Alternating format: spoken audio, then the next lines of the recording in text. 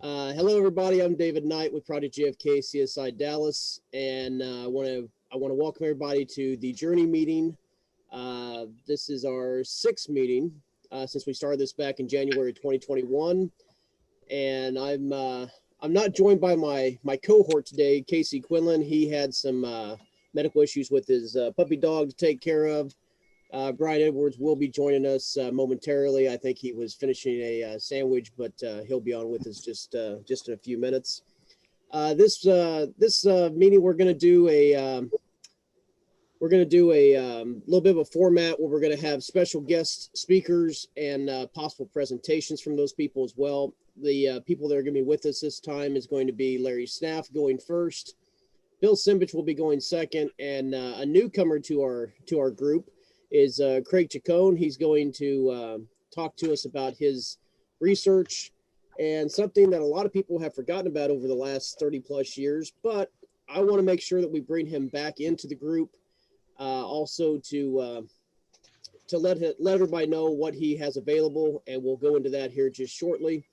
With that, I'm going to go ahead and kick it off with Larry. He's got some great information and some ideas he wants to share. So Larry, go ahead and take it away, buddy.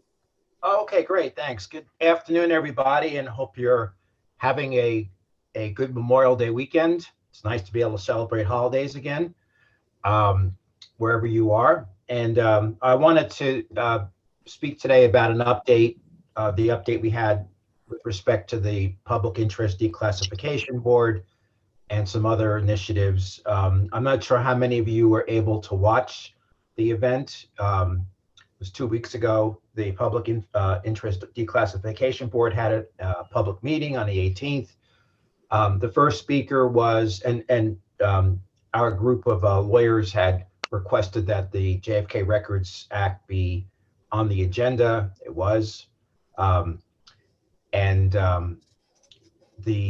archivist, David Ferraro, had started off, and he indicated in his opening remarks that they had received requests for postponement of records and that they were working through those requests.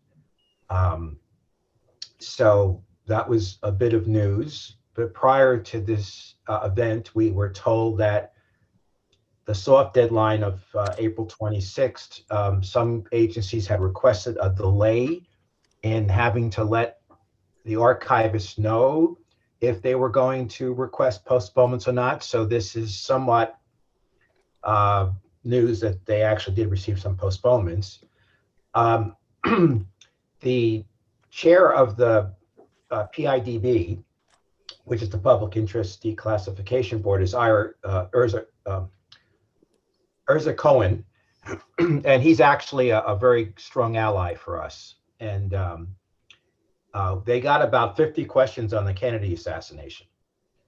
They grouped them all together into one general question, and he said that the board, the PIDB, would be working with the archivist this summer to review the requests for postponement, and that the PIDB would be making a recommendation to the president.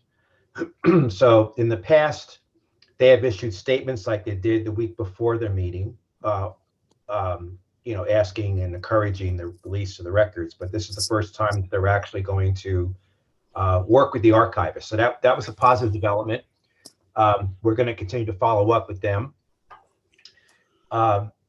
We haven't heard anything back from Congress, either from the House or the Senate. Now, when I wrote the House, I wrote as the constituent of the chair and Carolyn Maloney. When I wrote the Senate, I just wrote as an individual, and we subsequently have realized that the Senate really just responds to organizations, or at least constituents. So, and also that the Kennedy records are part of a larger issue about declassification, which has Congress's attention. So we're going to revise the letter to have it on behalf of a group of people, and try to solicit signatures like we did from prominent people like we did with the letter that went to the PIDB.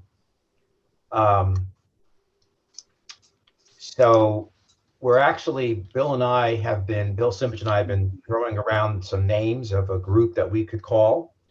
I thought we'd call it inourlifetime.org to coin the phrase that Earl Warren said, that you may not see the records in your lifetime, or see the truth in your lifetime. We also thought about release the records in our lifetime, but we're kind of toying with some pithy ideas. So if you guys have any suggestions about what you think might be an apt name that would catch attention, that would be great. Let us know. In the meantime, you can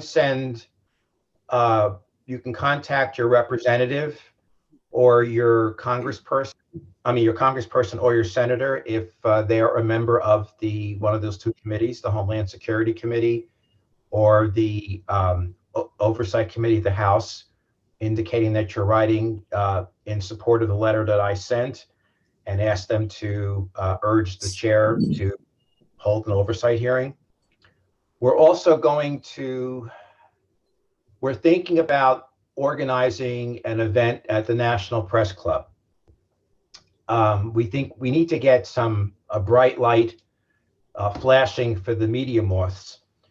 And we think we could get a pretty prominent, based on our understanding of the interests of various people that are in the news media. There's a couple of anchors that privately are very interested in this topic. We're going to try to see if we can get one of these prominent news people to moderate the panel or the news event. If they don't do it, I may ask Alec Baldwin, because he's been in the past very helpful as well. We want to try to do this over the summer in order to get some attention during the summer lull. My request to NARA for an expedited release of records of correspondence and underlying records with respect to the 2018 postponement decision was denied for it was denied on the expedited basis process. I'm going to appeal that and provide some more background as to why it should be expedited. It's based on I used the grounds that it was of media interest, and I have about 2 or 3 dozen articles that were published in 2017, 2018. So I'm going to just actually refer to them in my revised request. We're also going to send requests to the agencies as well, the State Department, CIA, and FBI, just so we can square the circle. And then if they all refuse, then Mark Sade has agreed to bring a FOIA action on our behalf. So we'll just pay for the fees, but he'll bring that. And then we're working on a letter to the president to ask him to basically rule that President Trump's order was illegal and did not comply with the law. That's obviously a Hail Mary pass, but we at least want to put that on the table so that his people will be aware of the issue, so that they'll be prepared for October. And then at some point over the summer, if we're not happy with what we're seeing, we have a complaint that we're drafting for court. So those are the things that we're working on.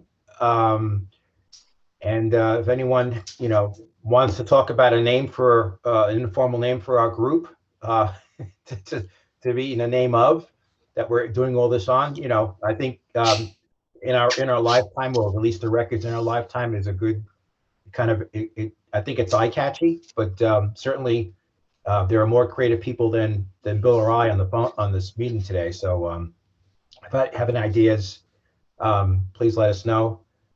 If you do not know how to find out if your senators or congresspersons are on the committee, let me see. I think I have an email relatively early here. Shoot, I don't have it. David, did I send you an email after the last program that had the addresses? Or had at least I don't think I got that, Larry. Okay.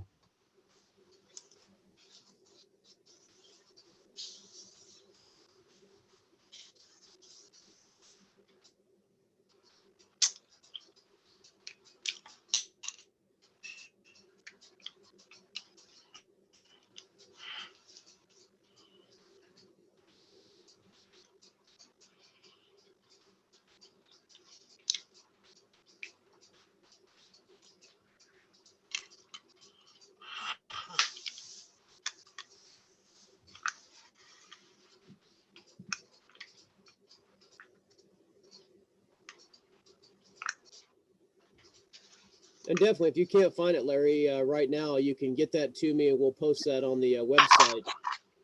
The names and contact information for those.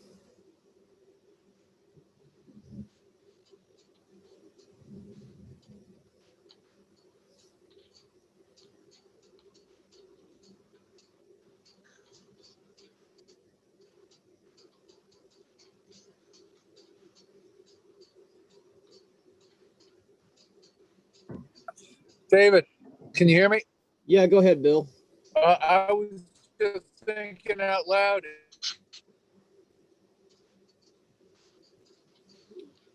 Your audio is dropping out, Bill. I can't hear you too well.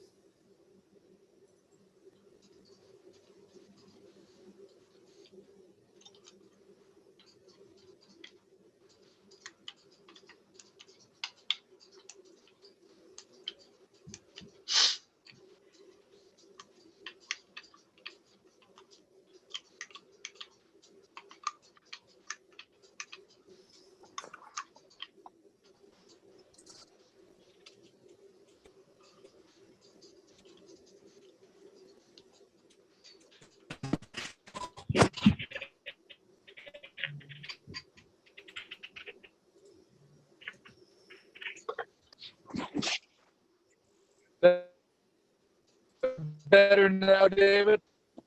It's getting a little bit better there, Bill. It's still kind of choppy a little bit. All right. Maybe I'll move over to my computer.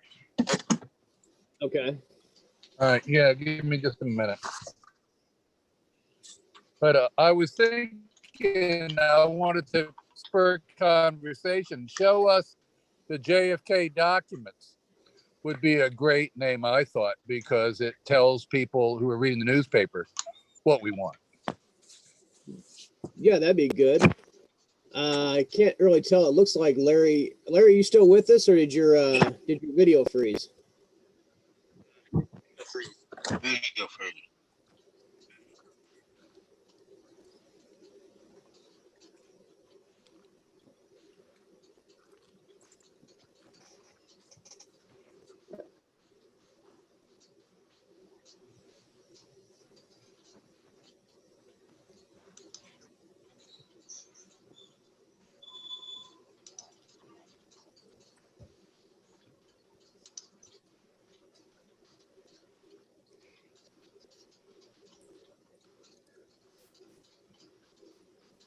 Well, we'll give Larry just a couple minutes to get back in touch with us here.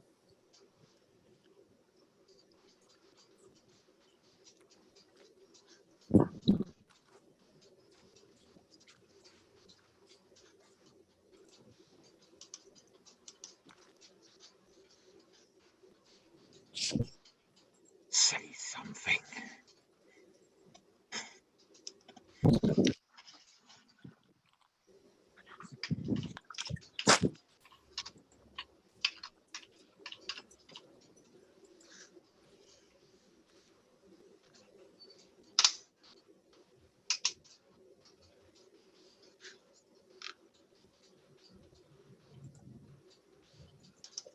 Hey.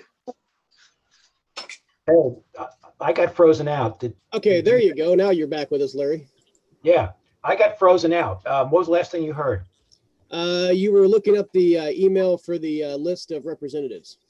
Oh, okay. I will send that to you in the chat. Okay, yeah, if you can put that in the chat, and also if you do get a chance to send me that email, then I'll go ahead and post that up on the website. Okay, okay. So basically, I was just summarizing that next week we're going to re-engage on the FOIA, and then the letter to the president, and organizing and starting to organize a National Press Club event.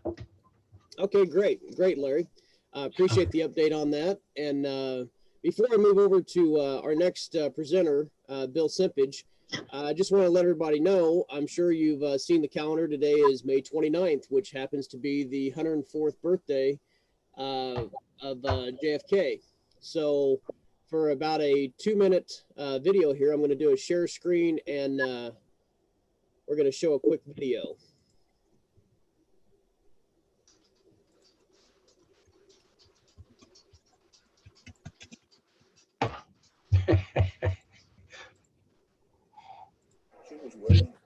Nice.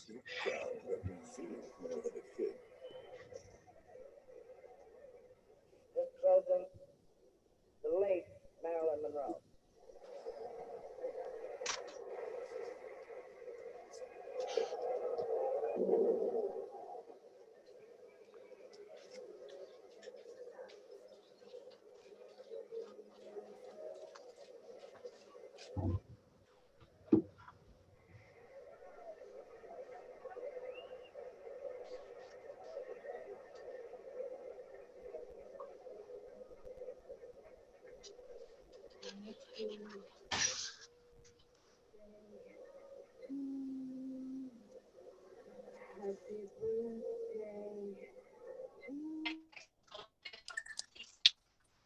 They're showing a clip of 60 years ago with Marilyn Monroe. Yeah, can you hear her?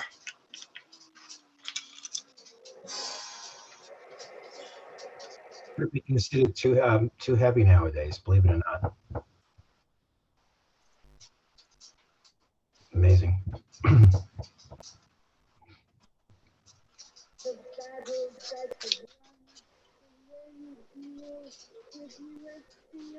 And our problems by the come. We thank you so much. Everybody, happy birthday!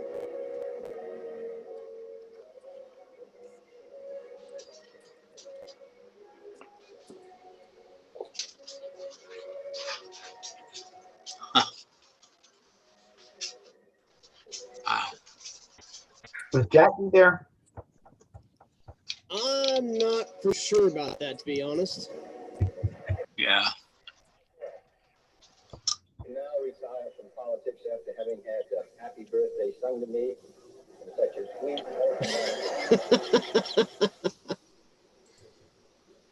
If only we could all have a happy birthday given to us by that. So with that, we're going to go ahead and move on to our next speaker, Mr. Bill Simpage. Bill, are you with us and ready?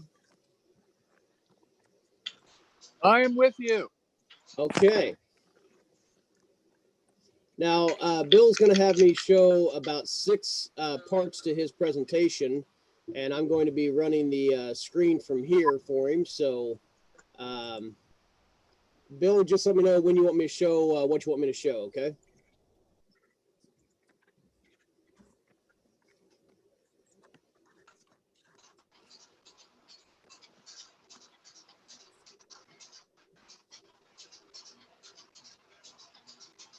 Bill, you with us?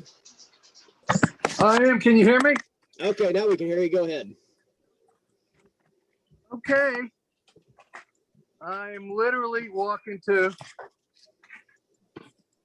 the computer screen here.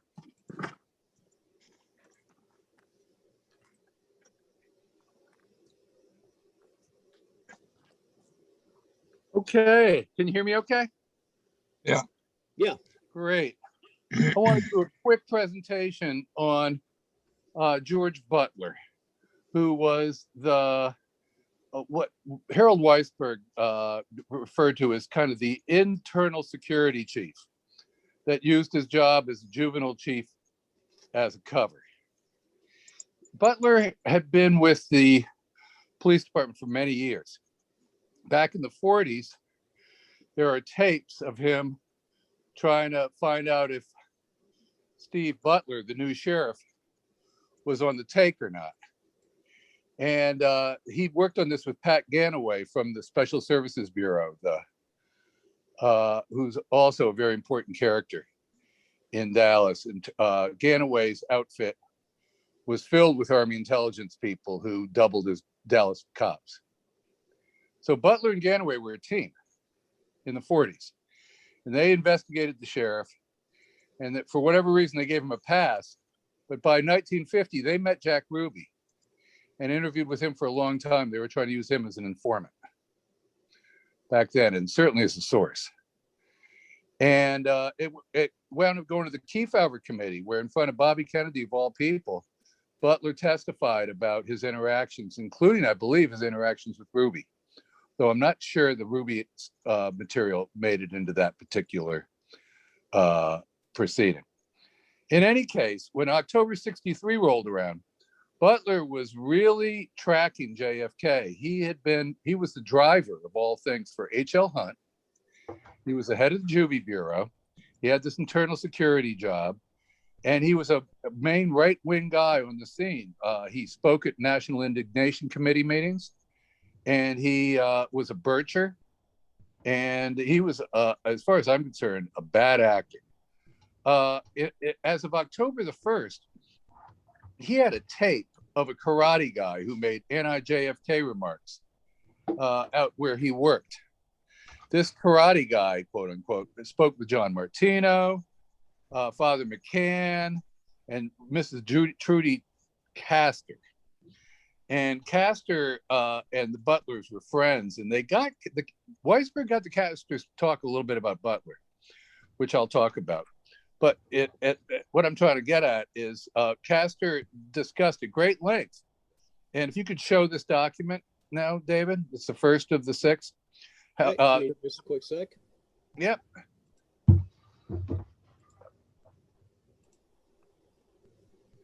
Tell me when it's up, because I can't see the screen. I got my hands full. Okay, it's up, Bill. Thank you. So Trudy Castor, who was the wife of a woman named Colonel Castor, who was good friends with Butler. But she would talk at great lengths about how Butler was also friends with Sylvia Odio and got deep inside information from the whole Dallas Cuban crowd. Trudy Castor made a point of giving him letters from Lucille Connell about Odio. Lucille Connell was a therapist, may still be alive. If somebody wants to try to find her, we can talk. It turns out Sylvia Odio was the cousin of Marcella Insua, who was the daughter of Joaquin Insua, and who was an informant for the FBI and the head of Catholic Cuban Relief in Dallas. And I say all this to show not how wired the whole Dallas Cuban community is to the anti-Castro scene, but how Butler is wired to it as well. Now, Harold Weisberg, the writer, considered George Butler and Jack Revel, who worked under Ganaway at the Red Squad, the most important police witnesses. And what Weisberg said is this, and this is the kicker, that Butler gave the all-clear signal in the Dallas basement the day Oswald was shot, when in fact it was not clear. And that's, Butler had been privy to threats to kill JFK, and everybody at the Dallas hierarchy knew about all the threats to kill Oswald that day. And Butler played some kind of main role at the basement, which we'll see in a minute. There was a fella named Thayer Waldo. He was a left-wing news media guy, a newspaper guy. And he wrote for the Dallas Morning News. He contacted Mark Lane after the event of 11/22 and told him that he had discovered, whether it's true or not, that Jack Ruby, J.D. Tippit, and Bernard Wiseman had a meeting at the Carousel Club 8 days before the assassination. Waldo added that he was too scared to publish the story and other information that he had about the assassination. Lane introduced Waldo to Dorothy Kilgallen, her article about this meeting appeared on the front page of the Journal American. I believe that this information about the Carousel Club meeting originally came from Butler. And the reason I say that is Butler was filled with bull stories, all right? He just was a disinformation fire hose. And I think there's a reason why. Obviously, he's trying to cover up what's going on. It's possible that Butler was the one who provided Kilgallen with the information about this and more. Sylvia Marr said that Butler gave contradictory information to the FBI and the press about Ruby's past criminal associations and activities. And I certainly have more stories about it. I don't know if you know it, but when we met at the Lorenzo Hotel a few years ago, the Dallas Police Association headquarters was right across the street. I went over there at the end of the conference. It's named the George Butler Building because, one, as far as I'm concerned, he was a right-wing nut, and a lot of the right-wing nut cops loved him. And, I'm talking ultra right-wing, not right-wing. And furthermore, he was a Klansman. He ran with the fascists. He was a bad actor, as I said. When I told him I was a JFK researcher, I got greeted by a guy who really looked like he'd come from the bunker. And all he wanted to do was throw me out the door. He wouldn't let me set one foot inside the building. Trudy Castor again said she heard Butler was involved with the Minutemen and with the Cubans within the police department. Weisberg said he thought Butler was involved in a mix-up because the car that was supposed to pick up Oswald was not in place. It hadn't driven up to the front yet, and it was at crease. In fact, the car's in motion. You're going to see the car in a minute. And that crease is what Ruby used to get in position to shoot Oswald. Butler, all right, now I've got a document I'd like to ask David to show now. This is a memo that Butler wrote saying, I saw Ruby on Friday. I saw him inside City Hall, but I did not see him on Saturday or Sunday. Is the document visible? Yeah, I see it dated December 1st, 1963, statement of George Butler. Right. And so this is to show that even as of 63, he still knew Oswald by face. I mean, he still knew Ruby by face. Now, I just want to flag something here. There was a fellow named Earl Lively, who was an ultra right-winger, wrote for American Mercury. Walker was making statements that Oswald and Ruby were seen together prior to November 22nd. And I'm talking about, when I say Walker, I mean George Walker. And of course, citizens suspected George Walker of involvement in the Kennedy assassination and still do to this day. And keep in mind that Ruby and George Butler knew each other all the way going back to 1950. So there's a lot of very close engagements circling here. The day after the assassination, people might remember James Worrell. He was an important witness to the killing of Kennedy. He tried to report his observations the next day. Who gets the call? Who's fielding the call? Lieutenant Butler. Very strange that he would be fielding that kind of call from that important a witness. It frankly wasn't his job. His job was juvie. They found an extra bullet by a postman underneath the 6th floor. It was a 30-06 cartridge. Bert Shipp, who worked for WFAA, wound up with it on the 23rd of November. Who does he give the bullet to? Butler. Unbelievable. And what's even more unbelievable to me is that after Butler had access to this bullet, whatever it was, he wound up giving it back to Bert Shipp. I think Bert Shipp's family has it to this day. In any case, we get to the day of the shooting itself of Oswald, the 24th. The author Bill Turner, I think a lot of you remember Bill, he alleged that Butler was in charge of the Oswald transfer, was one of the biggest Klan leaders all around Dallas, and gave the all clear to bring him into the basement. Waldo the journalist for the morning news, corroborates all of Turner's points in a memo he wrote to Weisberg. He wrote it at this point a few years later, and at this point, Waldo's in Mexico, and it's because he's in fear for his life. There's more. I'm writing about Waldo, and I'm writing about Butler. They fit together in terms of like the alpha and the omega of the good side and bad side of this case. Bill Turner was unequivocal that Butler was the man who had the overall responsibility for the transfer of Oswald. Between 10 a.m. and 11 a.m., Waldo said in an FBI interview, December 2nd, 1963, Waldo said the reporters were standing outside on Commerce Street when Butler came up to him and told him, "Come in." They proceeded to enter, where they were checked for weapons. And then Butler writes a statement on November 30th. I'm going to ask David if you can put this up now. Butler's statement says that he and several other detectives reported to Captain O.A. Jones. And is it up, David? Let's see. I've got on the screen here the Lieutenant Butler reciting his story about how he instructed officers not to let people in and out of the basement.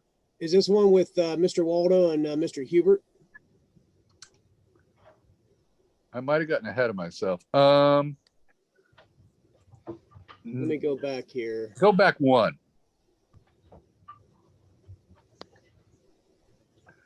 I don't want to lose a lot of time here, so I'll just march on. Okay. Well, I don't have that.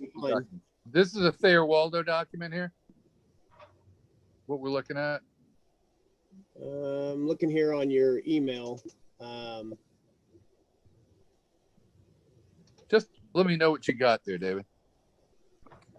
Okay, Waldo collaborates all of Turner's points in this memo to Weisberg. Is that the right one? Oh, yeah. Do you see at 11 a.m. it says show? If you could click that. Yeah, 11 a.m. Butler instructed officers not to let people in and out of the basement. That's it. Yeah. Okay, here we go. I just like people to see it. Sure. I think it's up second. That's it right there. Those two paragraphs, first two. Let's leave that up if we could. And then, so in any case, Butler told people not to come in and out of the basement, told the officers, don't let them travel. He's standing by the armored car, which was the original vehicle that Oswald was supposed to use, be put in, I should say. But they decided to make it a decoy. And now they were going to drive up a car that was going to be the actual car to take Oswald to the sheriff's facility. So Butler went on and stationed the detectives where he wanted them. And that's the way Batchelor, the assistant chief, told the story. Batchelor, Pat Dean, and Butler searched the armored car before Oswald came down. Dean allegedly told Butler that Batchelor wanted Butler to ride in the armored car with Oswald.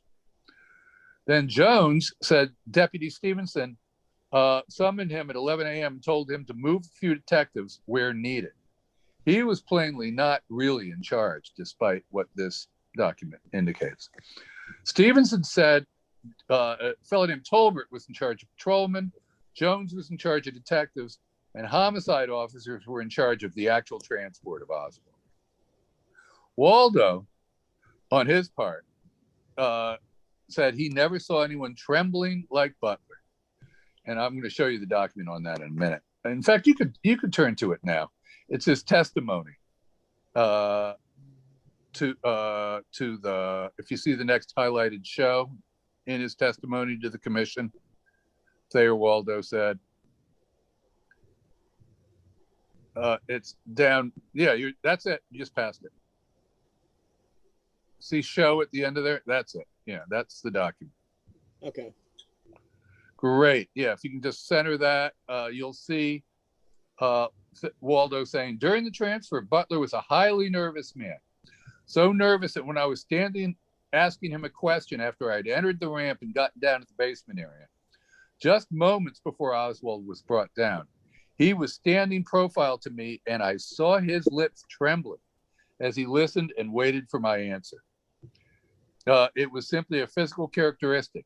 I had by then spent enough time talking to this man, so it struck me as something totally out of character.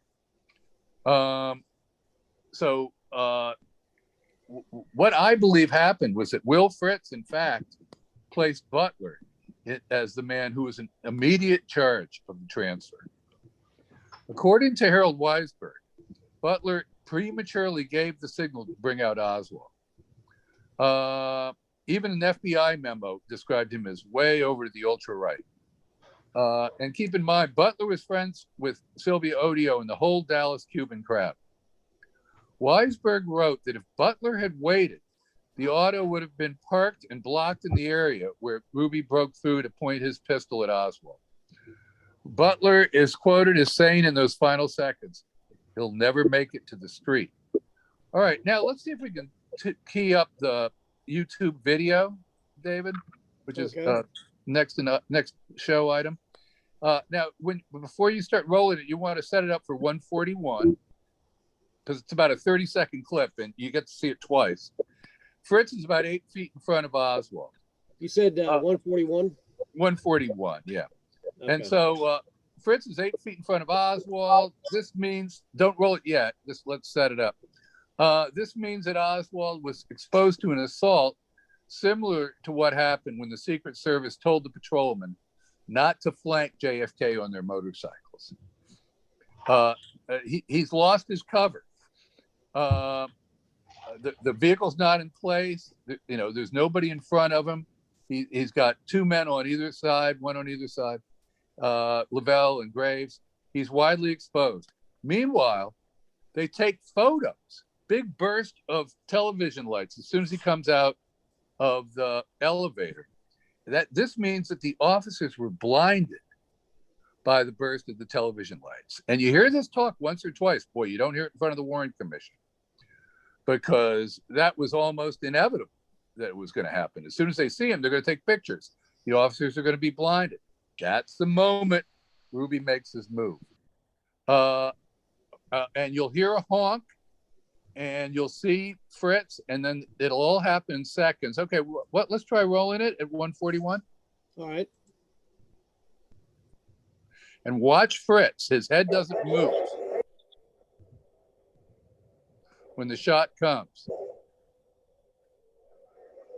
He's trained homicide, but he doesn't react to the shot. Here's Fritz.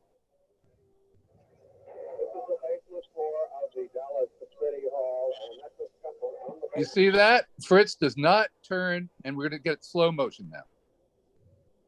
There's Ruby. There's Fritz. Here comes the car, late. See, they're trying to get that car up so fast.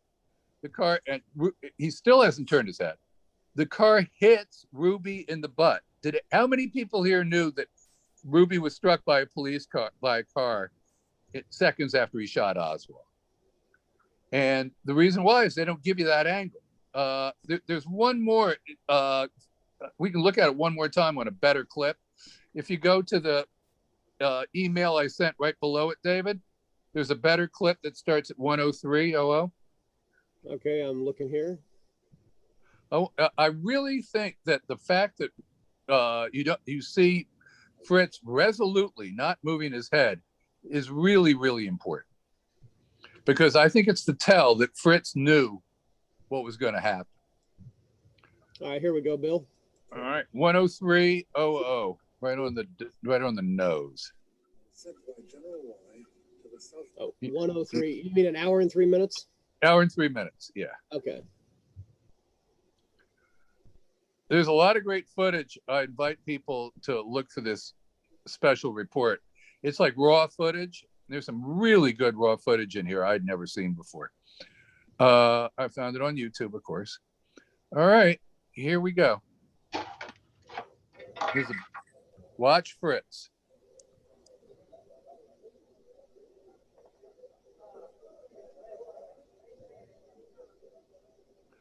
Head of homicide, trained for weapons, doesn't turn his head. Here's our man. Here's Mr. Fritz.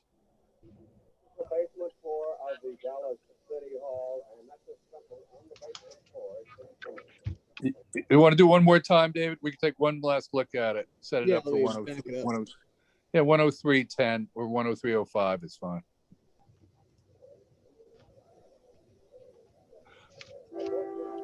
There's the horn. This is the basement floor of the Dallas City Hall, and that's a scuffle on the basement floor. All right, so there you have it. You got the horn, you got Fritz not turning his head, and you got the lights into everybody's face in the seconds after Oswald emerges. And some people think that Fritz actually made a gesture for Ruby to make his move. I'm not going to try to make that argument, but the argument's made. I've never decided. It's pretty subtle, but I could see how he might have done it. I don't think he needed to do it. Can I just interject with one thing? Sure. The thing about the horn, okay? On David Von Peen's channel, there's an entire sequence of basically when they start filming, when they're set up as to the point where Oswald's being shot by Ruby. The car horn isn't the only car horn you hear. There are several car horns, and that's because there's footage from just before Ruby was shot of all these cars coming in and going out at the same time. There are several. It's more than half a dozen car horns. So there's actually nothing suspicious about the car horns in that respect. I mean, I don't find it when you look at the entire sequence of that. Thank you. That's good to know. Yeah, I would not sell this case on the car horn, but no. Thank you.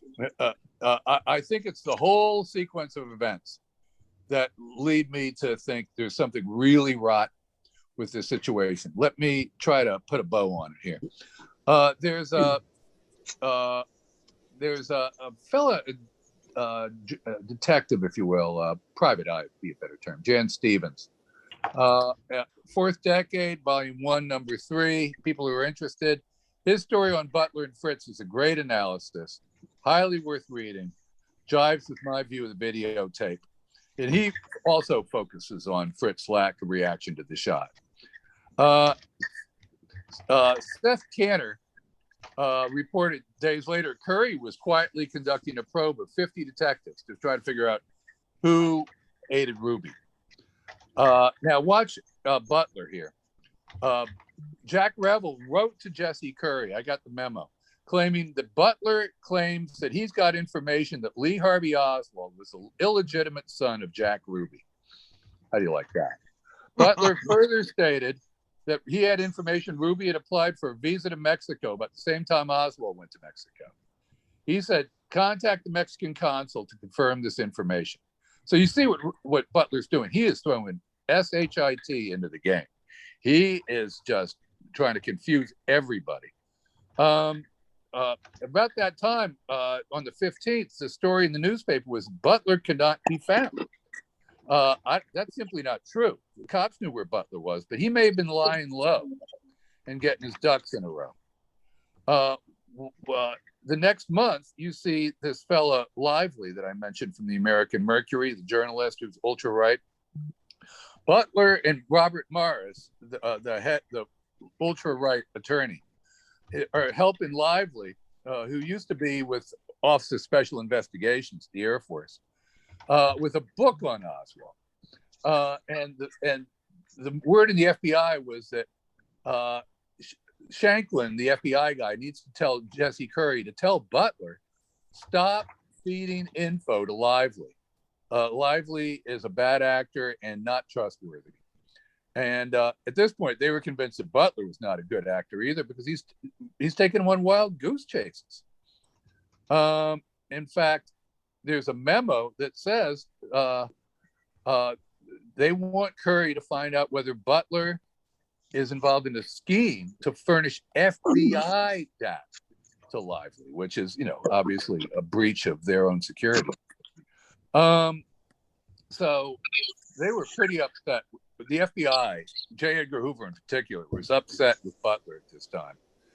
And meanwhile, the Dallas cops are scrambling to try to get Butler to be in the background. Butler's not investigated by the Warren Commission.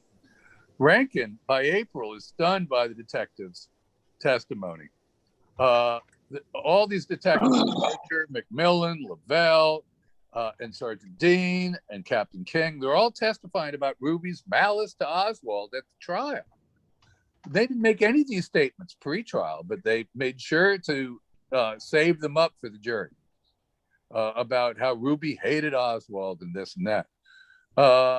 All these statements had never been made before. And they wound up being, other people were stunned that Pat Dean was presented to the Warren Commission as the bad actor that let Ruby into the building, and that he was in fact the man in charge of security, because people like Waldo were convinced that it was Butler, in fact, who was in charge of the security. And to wrap this up, finally, it came out in August. There's 22 tape recordings of Butler and Sheriff Guthrie from the 40s. And Butler wound up coughing them up and giving them to the Dallas FBI. Now, the question is, do these recordings still exist? I don't know where they are. It would be great to find them. When the FBI got a hold of them, some of them were blank on one side. You got to wonder whether Butler, did some work on them and eradicated them. There's supposed to be transcripts. I've never seen the transcripts. Just chatter and summaries of what these recordings say. I think it would be a real blow to find out what these recordings actually say. But we first got to find the recordings and see if they even still exist. So that's my work on Butler. And what I'm asking for in particular is there's a great diagram in the Warren report and at the Mary Farrell site about all the different cops who are on the scene. And if we could analyze that a little closer, I think we could tell a lot better how Ruby made his move. The problem is the diagram's very indistinct. And I want to ask people in particular if they could help me decipher the diagrams that exist, or if they know of better diagrams, or if they know of a way to create it. I don't think we could ever create a new diagram at this date, but we've got all the names, all the numbers. It just requires some real work to do a better version of it. So I know there's a gentleman named Craig who's going to be presenting on similar diagrams, and I'm hoping that people can help me or him on these diagrams, because I think these diagrams can really help us open up these cases better than they have been. And in particular with the Oswald situation, I think that's easily the least investigated of the three killings that weekend, because after all, we know Ruby did it. What we don't know is how Ruby got in and who he was working with. Ruby pointed towards General Walker and a couple other people to the Warren Commission. That was never followed up. Harry Olson has always been a strong suspect. But again, I think a close look at the basement that day, a lot more things would come to light. So thank you. All right. Well, thank you, Bill. We're going to go ahead and move on to our final guest speaker, and then we're going to basically open up to everybody be able to communicate and talk with each other. I found a bio here about the author of Craig Chacon, and I'm going to read this to you guys. And then I'm going to let you know about a piece that's on our website. That way you can get a hold of Craig Chacon and get his stuff that he's gotten, his work that he's done on the JFK assassination. And then I'll introduce the man. So let me go ahead and give this real quick. It's Craig Chacon is a historian consultant based in Highland Park, Michigan, and is a graduate of Wayne State University, earning a BA in history. With a discipline and concentration in U.S. political assassinations of the 1960s and 70s, Chacon has conducted hundreds of lectures since 1990 on the assassinations of President John Kennedy, Senator Robert Kennedy, and Fred Hampton, the deputy chairman of the Illinois chapter of the Black Panther Party, known as the BPP, at local high schools, colleges, universities, and libraries. Chacon has been the subject of numerous radio and television appearances, most notably his 1993 interview on Detroit's Eyewitness Morning Weekend, hosted by Warren Pierce, on the 30th anniversary of the assassination of President Kennedy, and his 1994 interview on WCHB AM for the 25th anniversary of the assassination of Fred Hampton. Chacon was recently interviewed by Detroit journalist and author Low Road, The Life and Legacy of Donald Goines, Eddie B. Allen Jr. The interview is posted on the popular blog New Black Man in 2006, Remembering Fred Hampton, Remembering the Black Panthers. Chacon has been a guest panelist for several symposiums and documentary screenings, most recently at Ferris State University in February 2009, which hosted From Martin to Tupac, Political Assassinations presented by Clarendon Entertainment. Chacon has authored and co-authored several feature pieces on Fred Hampton's political evolution, enormously successful chairman of the Illinois BPP from 68 to 69, and his assassination for the Michigan Citizen, Michigan's largest black-owned and run newspaper. In December 2006, after nearly 10 years, Chacon was successful in his attempts to petition the Federal Bureau of Investigation for release of Fred Hampton's voluminous file, becoming the first private citizen to obtain and view its nearly 40,000 pages. The groundbreaking recovery of intelligence documents will be extensively covered in Chacon's forthcoming book on Hampton's extraordinary life and untimely death. Now, I don't know exactly when that was written, but I'm sure he's done a lot since then.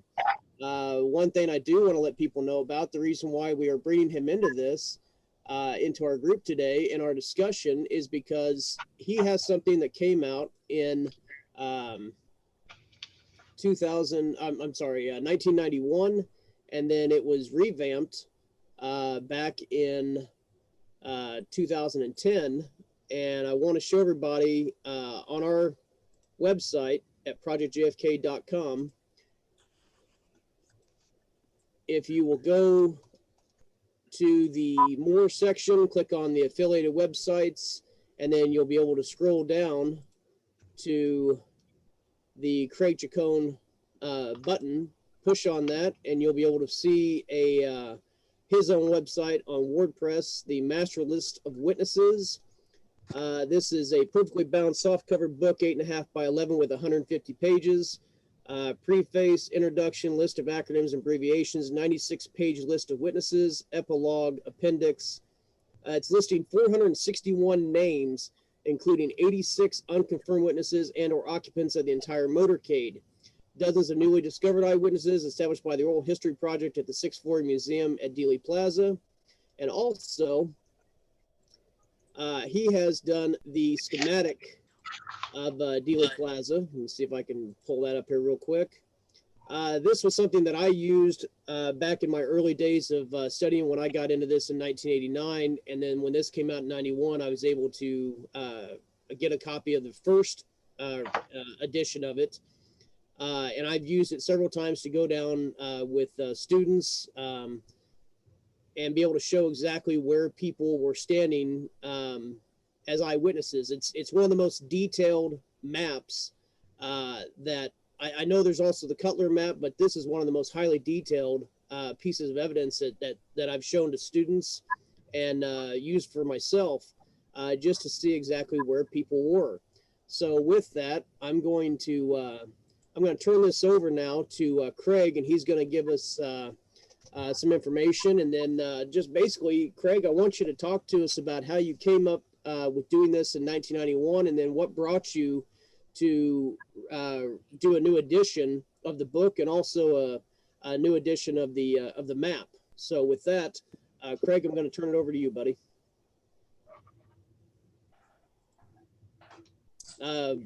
Be sure you unmute, Craig. You're on mute at the moment. There you go. I didn't mute it. You did. No, I have to do that to kind of keep background noise out. But understood. My main motivation for creating this project back in 1990 that's when I started doing lectures, and I realized that there wasn't any visual representation of Dealey Plaza, so I would have to verbally describe it to people as a pear-shaped, outer park in Dallas. So through an architect friend of mine, I had him create basically just a architect's blueprint of the contours of Dealey Plaza. And yeah, I put a couple of cars in the road so people could know, the path that it traveled.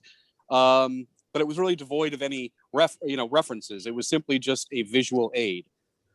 And then inspired by both Robert Cutler, who you just mentioned, and Josiah Thompson, who in his 1964 book, 6 Seconds in Dallas, did a similar drawing and put key witnesses on it. Well, I took that a step further. Me and my ADD said, no, let's try to find as many witnesses as we could and actually make a document, something that I could contribute to the JFK assassination that didn't exist. And so I started finding these witnesses and putting them on the map, and then it evolved into what I started distributing in 1991, which you bought, with a little bit of a supplemental, booklet to basically put eyewitness information on that I couldn't put on the map. So around 1996, I had just met my historical mentor, who was advising me and encouraging me in the projects that I was doing. He revolutionized the way that I looked at things. And I realized that when I started my research on the JFK assassination, I was young and wide-eyed, and much like I think a lot of other people, took what I read at face value. I did not do my own research. I relied on the research of others without checking theirs. And I realized that much of the information that I had put on my map and that little booklet was wrong. So, inspired by him, motivated by wanting to, well, just being embarrassed by having put something out there that was misleading, unintentionally so, but nonetheless misleading, I took it upon myself to completely start over again. And that's why it took me 15 years to do the revision, because I double checked everything. So that's why the map went from 273 witnesses when you first bought it to now 120 more witnesses. And the booklet went from 32 pages to over 100 pages, because I really wanted to double check my sources, create a file for each and every witness. And of course, with the advent of technology and things being online, I discovered things that I couldn't in previous years, just going to a library. Library is only as good as the materials that it has. So, our access to things were limited. But now, since everything's being posted online, I discovered that the Dallas Municipal repository of all the Dallas police documents are online, and I combed through those. And then the sixth floor I mentioned, or you mentioned in my biography, that I discovered the oral history project that the sixth floor museum had been doing since 1989, and now started posting transcripts, and these oral histories were available to researchers to review. So I reviewed several of them, dozens of them, and placed on witnesses that had never ever been identified before or had testified before. So it emerged as something I'm very proud of, and now has been out there obviously for 11 years, and on 5 continents, and I hope that it has made up for the thing you bought in 1991, and helps with other researchers. And like your previous guest said about doing a diagram of the basement and the configuration of the policemen and the news reporters, this is a living or a breathing, always evolving project. So if anybody who buys my schematic or my list has any suggestions, any discoveries that they want to share, this is a collective. So, and I have made updates to the list based on suggestions and newly discovered information. So it constantly evolves. So I absolutely encourage people to not take my word for it, double check my sources, double check their sources, and then let me know if anything has to be revised or changed. Okay, Craig. Well, I think with the fact of what you did in the early 90s, and then what you did in 2010, you've helped a lot of researchers. I mean, me in particular, and I know a lot of people that I've showed it to. And I know Craig is actually going to be sending me a new map. Absolutely. And also, once he gets that, I'll have it here on the show for people to see. And if you want to place an order to get the map, get the book, I encourage everyone to do that and see what Craig has got to offer. I think he has a very highly detailed map and witness book that will help out, the researchers that want to know, where are the eyewitnesses? Not looking at trajectories, but looking at the eyewitnesses and where they were stationed at, where they were standing at. Right. I'm sorry. There was a question that just appeared at the bottom of the screen from Rick. Yes. What does he ask? It says, does your diagram have Alkins in the street? No, Is that's Alkins standing in the street, or is he on the curb? That is an excellent question. This is one of the challenges that I was faced with many witnesses, as you can tell on film and in still photographs. They move. There are one witness could be in several different places. Hughes was one of them. Willis was another one of them. So how do I decide then where to finally place them? Because I didn't want to be too cumbersome in my diagram and put position 1, 2, 3, 4, 5, 6, 7. You know what I mean? Because that would just make the map too cumbersome. So I believe what I decided on was that the positions of the witnesses are their positions when the first shot occurred. Okay. And then of course they even moved after the first shot. So but no, Alkins is not in the street on my diagram, because he was, he may have been in the street when he took the photograph after the first shot, because he stepped off the curb to take that shot. But no, he's on the curb on my schematic. Okay, yeah, I think something that I'll just throw this out as an idea to you. What I was thinking about was number one, having the physical, two-dimensional map, be able to look at to see where people were at the time of the first shot. And something I'll kind of throw out to you is, what if you were to work on a project of, I know it's kind of hard to do it, and like you said, it'd be cumbersome to put it on the map itself, but what if you were to maybe make a few slides with the map, but you actually, at that point, you do kind of pick out the people that did move around. And obviously, once the shots came out, the third shot, the limousines underneath the underpass, all hell breaks. It's chaos, right? It's chaos everywhere. So you can't really do it that way, but maybe leading up to it, like Willis, like Alkins, be able to kind of show, okay, they were here and then they did move over here. Maybe kind of make it a digital drawing of going, okay, position 1 for so on. And so, I'm not saying, I'm talking about in the future. Sure. It's something of an idea to kind of work on. Now, Brian Edwards, who is also the co-director along with Casey Quillen at Project JFK, he had told me that you had done a detailed drawing of where people were at in Oak Cliff. And I said, really, because this is something Brian, over the last 30 years, has not bothered to share this with me, and I don't hold anything against him, but we have a lot of stuff in our archives between the three of us, and then what we get in, doing other things. But I know that you worked on something like that, and you told me about it, and I had read it through one of your blog entries, answering questions for somebody else. Sure. Give us a little bit of information about that, and are you maybe thinking maybe in the future to redo a drawing of that? I know you were talking about maybe doing a drawing of a detailed schematic of like the for Senator Kennedy when he was assassinated. Yes. So tell us a little bit about that, Craig.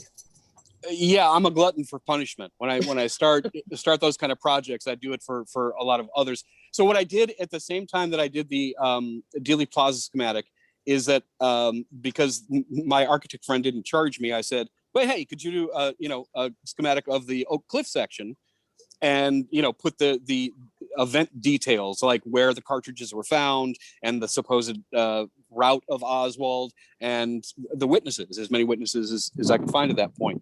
And he said, yeah. So I sold both of those schematics plus the supplemental list. And that was a big success. But remember when I said in 1996, when I revised, or when I went back and looked at the JFK schematic and realized how many elements I had gotten wrong, I did not then say, well, I better check the Oak Cliff one too. All of my energy went into revising the Dealey Plaza schematic and eyewitness list. So I didn't revise that one, and I actually forgot about it.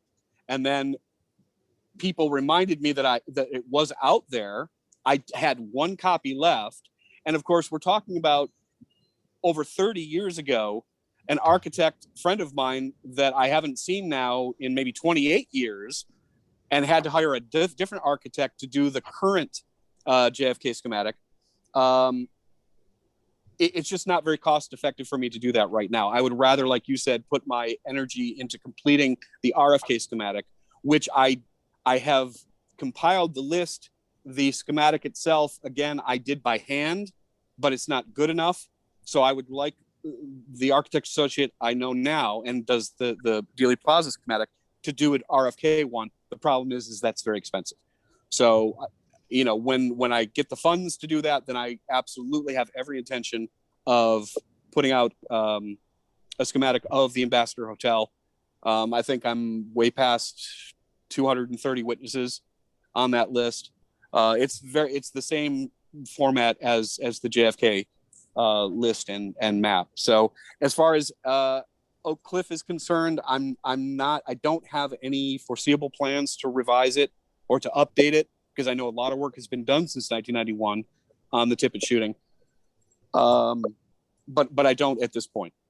But okay, I'd be happy. Well, but I am going to provide you a copy of it, and you can tell me okay, how it stood the test of time since 1991. Because, like I said, I have not gone back over and checked it, and it may be completely fine. It may be, you know, accurately based on all the evidence we had at that time.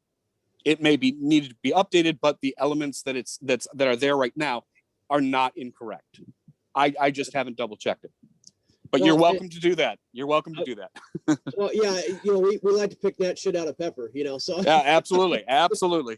But I would definitely say everybody that's in attendance and people that will see this in the replay on YouTube and also on our website at projectjfk.com, you know, please, you know, we support each other. We support each other by buying, you know, other researchers' books, materials, and Craig is also a researcher. I mean, he's done a lot of stuff that, you know, has helped out the community. And that's one reason why I wanted to bring him on the show today and have him in our meeting. So that way, you know, we can pay it back and pay it forward to the fact of where he can continue to work on, you know, new diagrams. Like I say, stuff costs money, and we do a lot. I mean, this is something that what we do as a passion of ours, because this is what we've you know, committed part of our life. Some of us have committed a lot of our life to researching the assassination of not only JFK but RFK, MLK, and the turbulent 1960s. So, you know, definitely go on our website, click on the link, and purchase one of the maps and book. And like I say, we'll be talking about this in future meetings. Craig, go ahead and tell us what is the cost for the book and for the map. If you go to my website on wordpress.com, you'll see on the order page, it's down. That's because I made the mistake of, I am so low tech, it's embarrassing. I'm not a techie. I'm surprised that this is even working right now for me anyway, on the Zoom. The shipping costs have grown exponentially, and I'm embarrassed to say that. So I was going to update the shipping charges. And then, of course, I deleted the pay now buttons and tried to install new ones. And of course, it was just a catastrophe. So it's not exactly convenient to go and order. What you'd have to do is go straight to PayPal. The information is on the order list. That is how much the schematic, how much the book is, and then how much exorbitantly shipping is. You add those up and just send it to me through PayPal and tell me what you've ordered. Unfortunately, it's not automatic. You'll have to tell me. Yeah, and this is not just like a book you're ordering. I mean, you're ordering a 24 by 36 inch exactly map. I mean, you're ordering poster. Something that's a full size poster. So I'm sure you probably send that in a roll tube, and exactly. And those things are not cheap to send. But you know, you definitely you know, people definitely want to get a hold of that. And I know that, you know, I am kind of the techie guy. Good. It's forte, so I'll reach out to you, Craig, and anything I can do to help you out to make this a little easier transition, not only for you, but for the people that want to purchase your book and map and future things. I'll work with you on that. Well, I appreciate that. But to answer your question, the schematic itself is $35. The book is $30. If you buy them together, it's $50. And then the shipping is just based on where you are, inside the US or outside the US. So I'm sorry, did another question just pop up on the screen?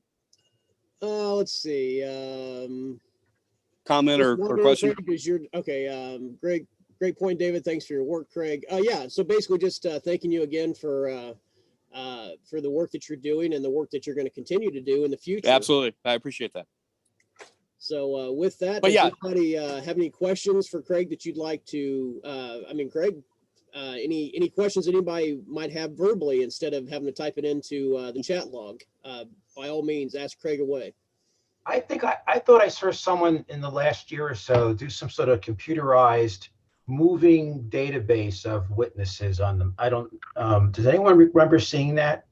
The most detailed map that I've seen online that may have some motion to it because he may have done several was Dan Roberdeau.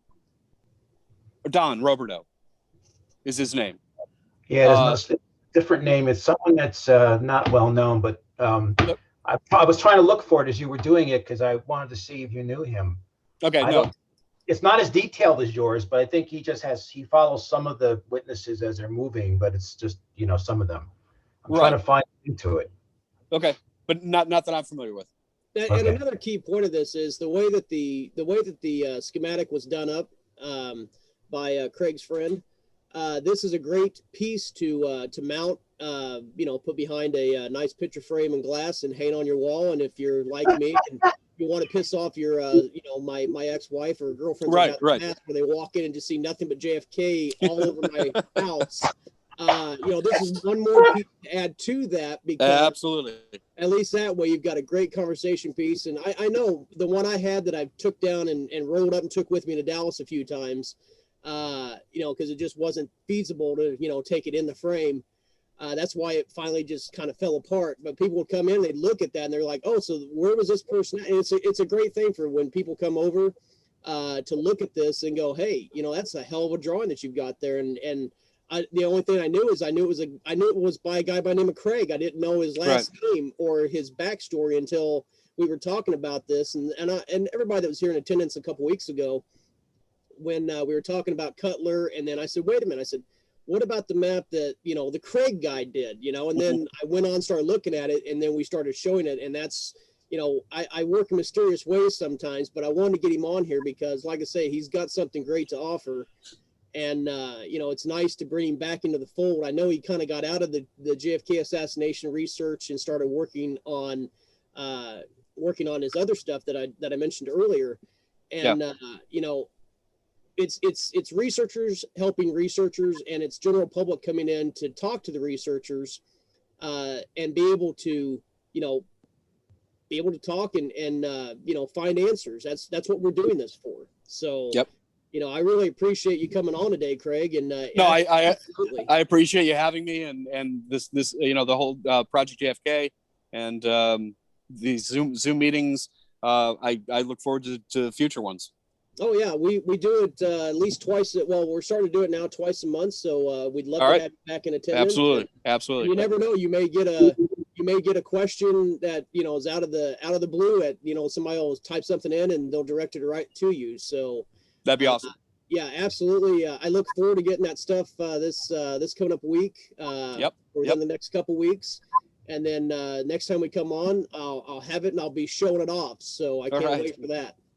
Well, there's another suggestion, because a lot of the people that I sold my schematic to, I suggested that they laminate it, because then you can have it. At least it's glossy on the wall, it's protected, and you can take it with you without screwing it up. So that's an excellent idea. Yeah, that way you can still roll it and take it. That's right.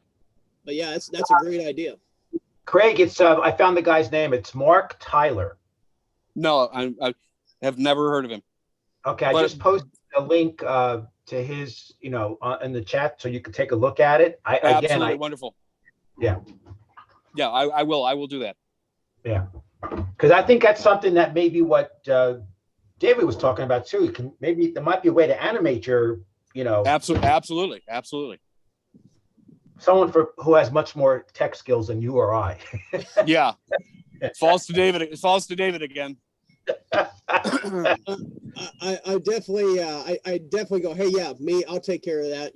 I'm bad at that, but I get shit done. So, that's what I do. And everything you do is going to piss off your ex-wife, so you'll bet they'll make you happy. Well, yeah, I mean, it's well, yeah, it's. We'll talk more about that later. Yes, yes. All right. Well, definitely. I appreciate our guest speakers today, and I want to open it up now to anybody that would like to ask questions, share things. If you've come across new things or old things you want to talk about, now is the time to do it. So, with that, everybody has the floor. So, anybody want to say something? Please speak up now.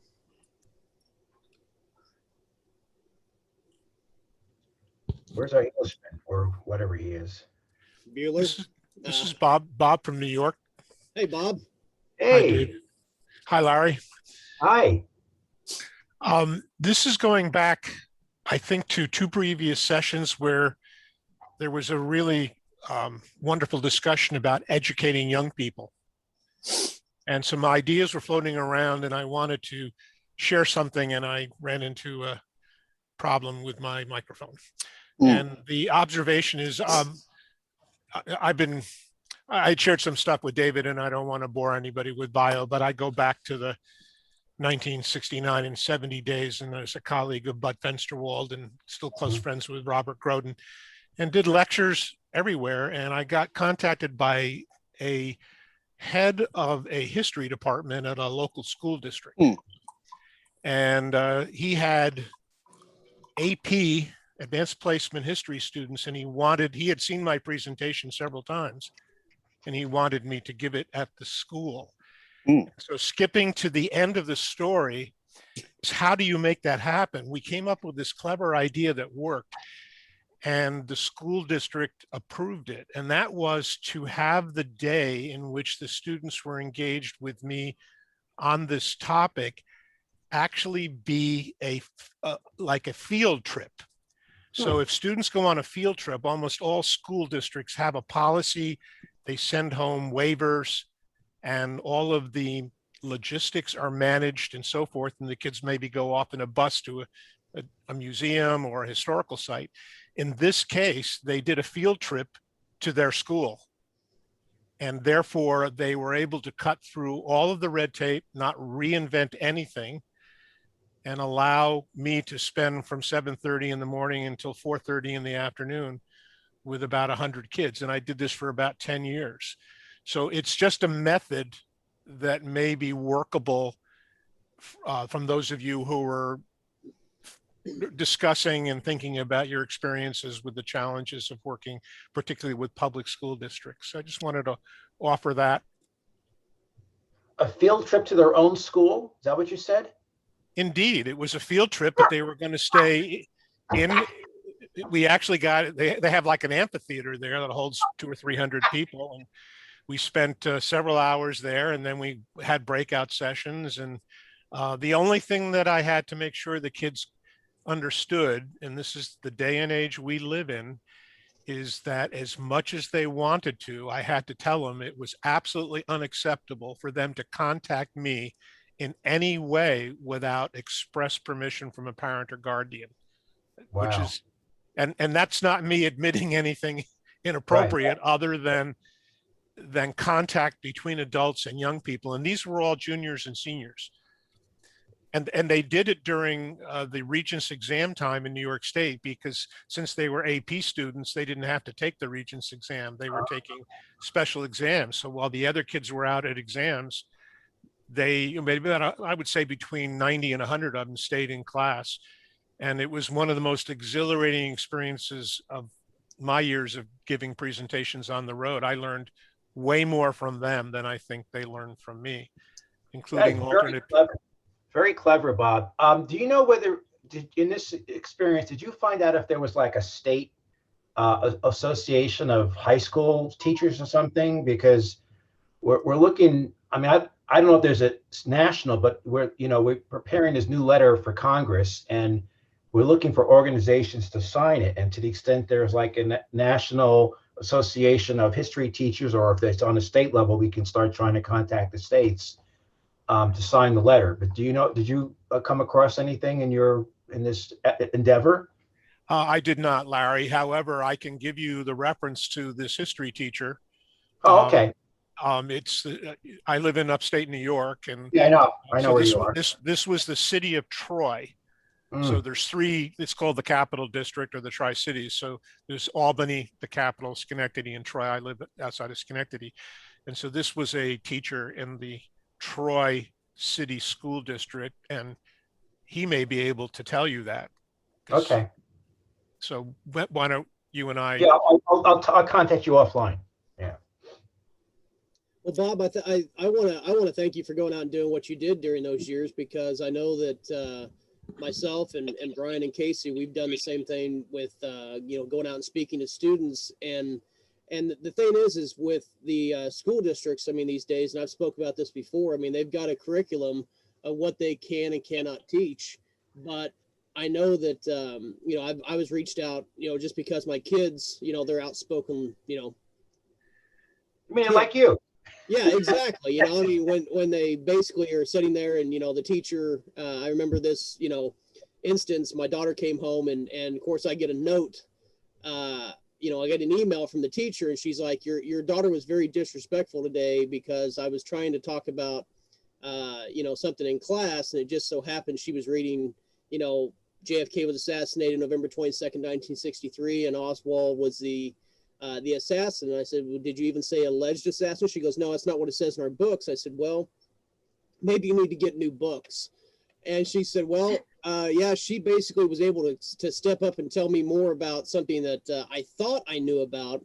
But she informed me that her dad is a researcher and does lectures and goes to Dallas every year, sometimes several times a year. So she goes, we did have a talk about it, but how about, instead of the fact," she goes, I can't speak on the fact, but how about you come up and talk to the students as a dad, as one of the students' dads, kind of a bring your dad to school day type of thing." Well, before I realized it, I was speaking strictly to about 20 students, and the next day I went up and was invited back and talked to the entire grade level that she was in, and then the following week, I was speaking to the entire school. So it was one of those things where it was a domino effect. But they loved the fact that I could come in, give the presentation, speak to the students. And I wouldn't say I'm a younger guy. At the time, I was about 10 years younger, but I was able to reach them when the students and the administrations, or when the teachers and the administrations really, they looked at them as teachers, administration. They looked at me as just a guy off the street coming in with new information to be able to share with them on their level, and things that they hadn't heard before. When you see that light go off, and when you ask, "Is there any questions?" when nobody puts up their hand, either you did it really well, or they're so bored to tears that they could give a shit less and they just want to get someplace else. But when the hands raised up, the questions started rolling out, and they were great questions, and the lights come back on. That's why we've had those students be able to actually come on to the field trips to Dallas, not school sanctioned field trips, but field trips nonetheless, where they've gone back to the scene of the crime and be able to go back and actually walk in history. So yeah, it's great work, Bob, and we need more people and researchers that are willing to do this. That was a generational experience, because if you stop and think, I was doing the lecturing in the 70s, and there was absolutely no way that I was going to be able to have a conversation about this to people under college age. It was a different time. Think about what kids are exposed just on television today compared to what it was like back in the 70s. And as a parent of children in that time, I would have agreed. So my audiences were almost all college students. So I traveled all over the country, and I lost count, but it sounds like a little over the top, but somebody tried to calculate. I think I ended up probably speaking to 250, 300,000 people over a period of 10 years, up until the time that was working with Grodin and so forth. And a lot of the stuff got transitioned to Oliver Stone and to the making of the movie. And that time period was very interesting, because if you think about it, if you pick a college audience, you have the same age students every year you go back. The students are moving through, but you're staying the same. And that Well, you're getting was, older also.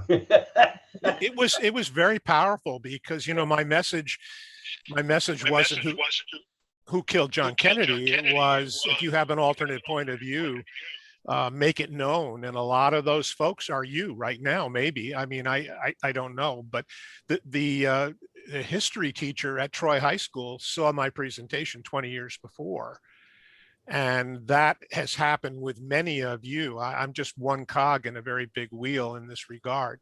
And I was fortunate in that I was already friends with Richard Sprague, the first Richard Sprague. Right, right. And his article in Computers and Automation, which I had a subscription to because of my career, in May of 1970, and the famous Cutler diagram that's similar to Mr. Saccone's diagram was where things sort of got started. And the next thing I knew, I was working for the Committee to Investigate Assassinations, and then it all rolled forward.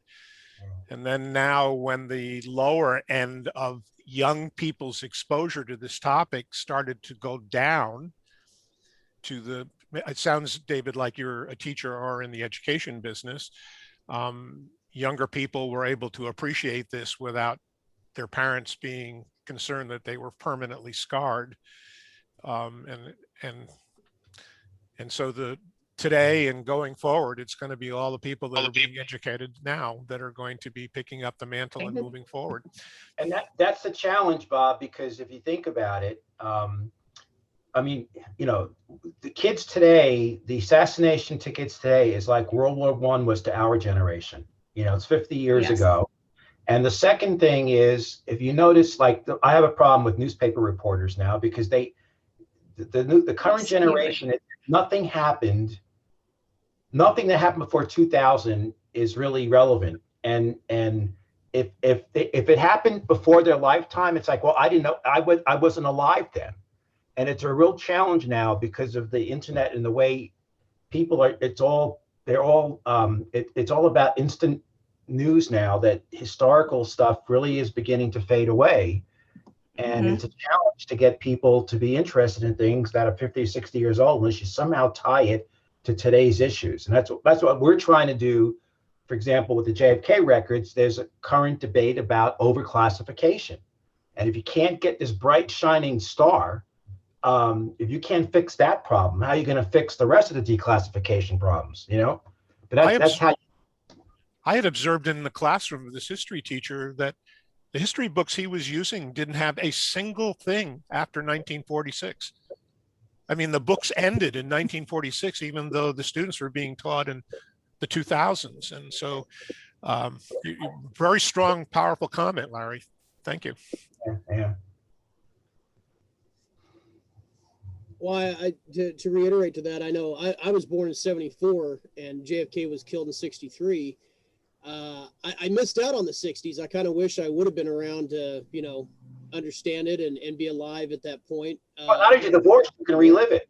You know, David? What's that? Now that you're divorced, you can relive it. Yeah. Well, you know, hey, you know, peace, love, dope. But I know that, you know, the fact of, you know, knowing more about, you know, a decade before I was ever born. I mean, I know when Casey first spoke to me in 1989 and the junior high where I was going to, he was a teacher at Olathe South across the street. I could give at that point, I could give a shit, you know, I didn't care. But once he was able to actually, you know, present what he had to present and present it in a great way to where he actually, you know, was able to reach us on our level, that's what it took. Otherwise I wouldn't have cared. I wouldn't have cared about the fact of paying attention. So, you know, we do have to make history come alive, and we do have to make it, you know, the fact of right now, like we're talking about, you know, everything is like instant gratification with, you know, the news cycles. It's instant gratification on the fact of, you know, current events that's going on. Well, this may not be a current event, but one nice thing that I can say Hollywood has done for us, especially on the JFK assassination, is they've kept it current without us really realizing. I mean, if you go back and look at The Simpsons, Law and Order, different TV shows, movies, you know, there's always sometime you'll pick up on a reference. Now, some people may not think much about it, but every time I hear it, my ears go up and I'm like, wait a minute. Yeah. Talking about the JFK assassination. So I'm working, and I may do this as a fun presentation later on, but how many instances since 1963 hasn't been mentioned in a movie, TV show, or, in passing, on TV, because that's what keeps it in the back of our minds. We think about it, but maybe the kids don't. But if they do start paying attention to it, other than just strictly what's on YouTube, and there's great stuff on YouTube, but that's what keeps it in everybody's mind. That's why I think that's a piece of why, we still, not only do we not know the entire truth, but, it's constantly, it's almost become pop culture to a sense of when you, pick up on key things in TV and movies that, there's a picture of JFK, or, you had Detective Munch on Law and Order, Richard Belzer. He would always talk about something with JFK assassination research. And of course, he's a researcher and author of books too. So I think it's amazing when people like you that didn't live through that day when you go back and think about how we learned about stuff then, we had transistor radios or TV. There was no 24/7 cable. But here's another analogy. 9/11 to the kids in school now is like Pearl Harbor was to us. It's 20 years ago, right? Yep. So, it's amazing how time flies. But I'm amazed when I meet people who were born in the 70s or 80s that this is a topic of interest to them, because, again, if you didn't live through it, just the shock effect of coming home from school and not knowing, because it wasn't 24/7. You didn't know, was he alive? Just that question alone. And then, we thought, as I told you last time, we thought his assassin was in New Jersey, and we were going to capture him with our Boy Scout knives. But, it's just that nowadays you would never have that hour or so of wondering what happened, because it'd be all over the news.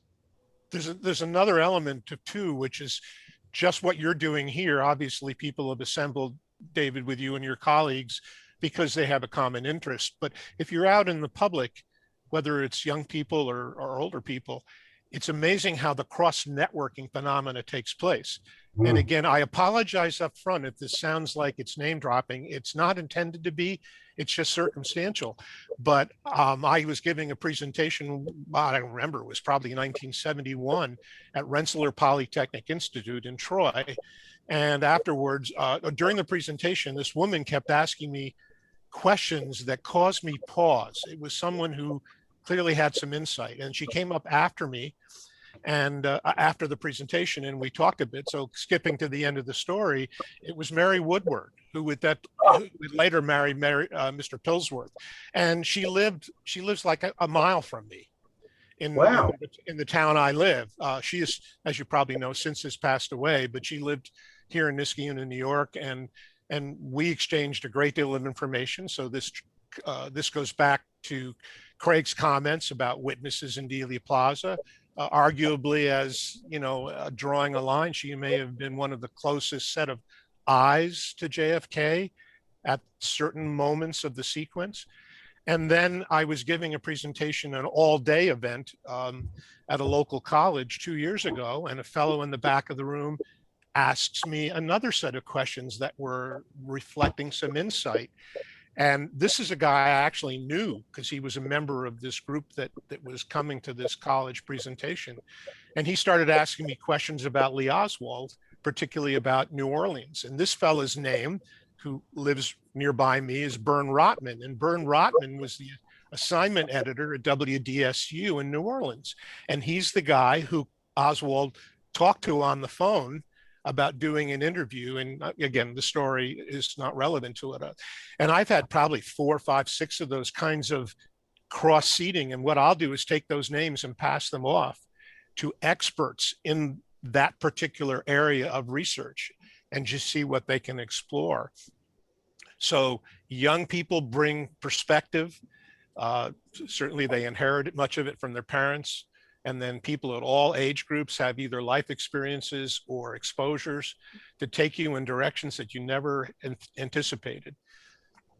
So, I hope there was never a moment when I and any of the people that I know ever thought they were experts in this field, because I don't know if that's even achievable. But when I look at my gallery view of all of you, I'm thinking, well, this is a really close approximation. And I've been fascinated by all of your discussions. And I thank you, David, and all of your colleagues for bringing it together. Well, that's quite a statement from Bob, because you know, you are, I do consider you probably like researcher generation 1.5. So, you know, you're maybe a little behind Mark Lane, but you're right there, you know. I was actually, I'm going to stop at this. I was actually the first person to show Robert Groden's version of the Zapruder film in public. This was before it was shown on Geraldo Rivera's show. Wow. This was at a conference on assassinations held at Georgetown University in 1973, in which Mark Lane and me and others, and the wife of the deposed assassinated leader of Chile, Allende, was the keynote speaker, and it was quite an experience. But you know, I have to laugh of thinking the fact that I strode into that room with a briefcase that I had received from my high school graduation, and it looked as nerdy as I sound. And in that was a copy of the Zapruder film from Groden, that you all familiar with that story. And I had it actually handcuffed to my wrist. Wow. Talk about drama. Now there was no need, but I didn't want anybody to steal it. Exactly, right. At that point, it was very valuable. You never spoke at Rutgers, right? I think Dusty Rhodes spoke. No, Dusty, I think, did. And, you know, I had a full-time job, so I had to leave at 4 o'clock and fly and give a presentation and come home. And so I was limited. Because I covered Dusty's presentation to Rutgers, and then I did a series of articles. What happened to Mr. Rhodes? Is he still alive? Does anybody know? Can't imagine. I just saw, I went from, David, your website to your affiliates. I was following that as you were describing it to get down to Craig's page, and I saw Groden's page, and I see he had reincarnated his page, and then I went all the way down, and I didn't even realize that Jerry Polikoff had died last March. Yes. So I had just talked with him a year and a half ago by email, and so I was stunned by that. But you know, there is a researcher named Dusty Rhodes that's still active. Rusty Rhodes, I think it was. Rusty. That's right. I'm sorry. It's he spoke in '75 at Rutgers. Right. I saw him about the same time when I was in college, and he was a Zapruder film. He was a young man at the time. Yes, so and he had a ponytail. Yeah. Well, he was alive as late as 2014. That's for sure. Where was he? Let's see, officer of university relations. I'm pulling up the site. He never left the college circuit. Let's see. Well, this is an article about his 1975 talk. I don't know. I'll have to find out. But anyway, no, and then because of him, I wrote this is really interesting. I'll have to share this. It's a press release about Rusty Rhodes speaking. And this is right around the same time he spoke at Rutgers. He must have been on tour that year. And I wrote a series of articles in the Rutgers school newspaper. And then they had the fake school newspaper once a year. And I had a whole spoof one that was spoofing me, and I was called a fellow in the Department of Absurdity. That's the way they treat me. I saw him the same year in Santa Barbara. He got around. Yeah, this one is about him speaking at UCLA in November 24th. Well, wow. One last thing before I sign off. If anybody has any information about the people in the basement and their location, just let me know, or anything on Butler for that matter, because that's a work in progress. Well, I have a question for you. There was a guy named Robert Reynolds who was overseas, and he had written about that guy you were interested in, whose name was on Oswald's library card. Grassi. He'd written 2 blogs about Grassi that I thought you would be interested in. Well, I would be interested, especially because Robert Reynolds was also the head of the CIA station in Miami in the early 60s. Probably just a coincidence. but I'd love to talk with him. That would be fun. We weren't able to contact him, but we only located his blog. I was talking to Alan Dale about it. If you look under Robert Reynolds JFK, you might be able to find it. All right. Well, thank you.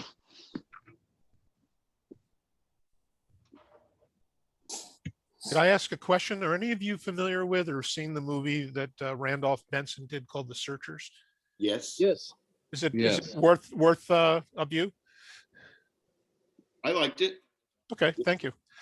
Yeah, yeah, I don't- it's good, not great. I don't think it'd be anything for you that you wouldn't already have known. It's just fun to be aware of people's perspectives. Right. Yeah, it's affirming, and it's well done.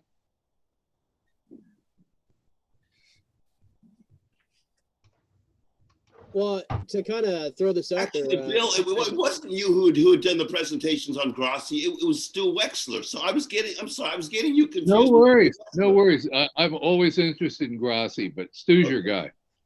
All right. well, I'll let everybody know. Yeah, you were talking earlier. I think it was Bob that was talking about the affiliated links website page on our web page on our website.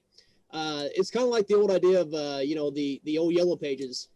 Sometimes you can find a lot of things online, or you go, oh, I know I want to go there and search something, and maybe you don't know what's out there or what's available to you. So that's why I put that on the web page to kind of make it the directory of all the other websites that are available, and not just that, but the other researchers like Craig and the film Coup and Camelot. Those guys, they have a great video, but it was kind of hard to find them. And then when we put them on the website, then I believe their sales went up, and then people were able to locate them a lot easier. So anytime that maybe you come across a website that is not listed, submit it to me in an email, and I'll approve it and put it on the website.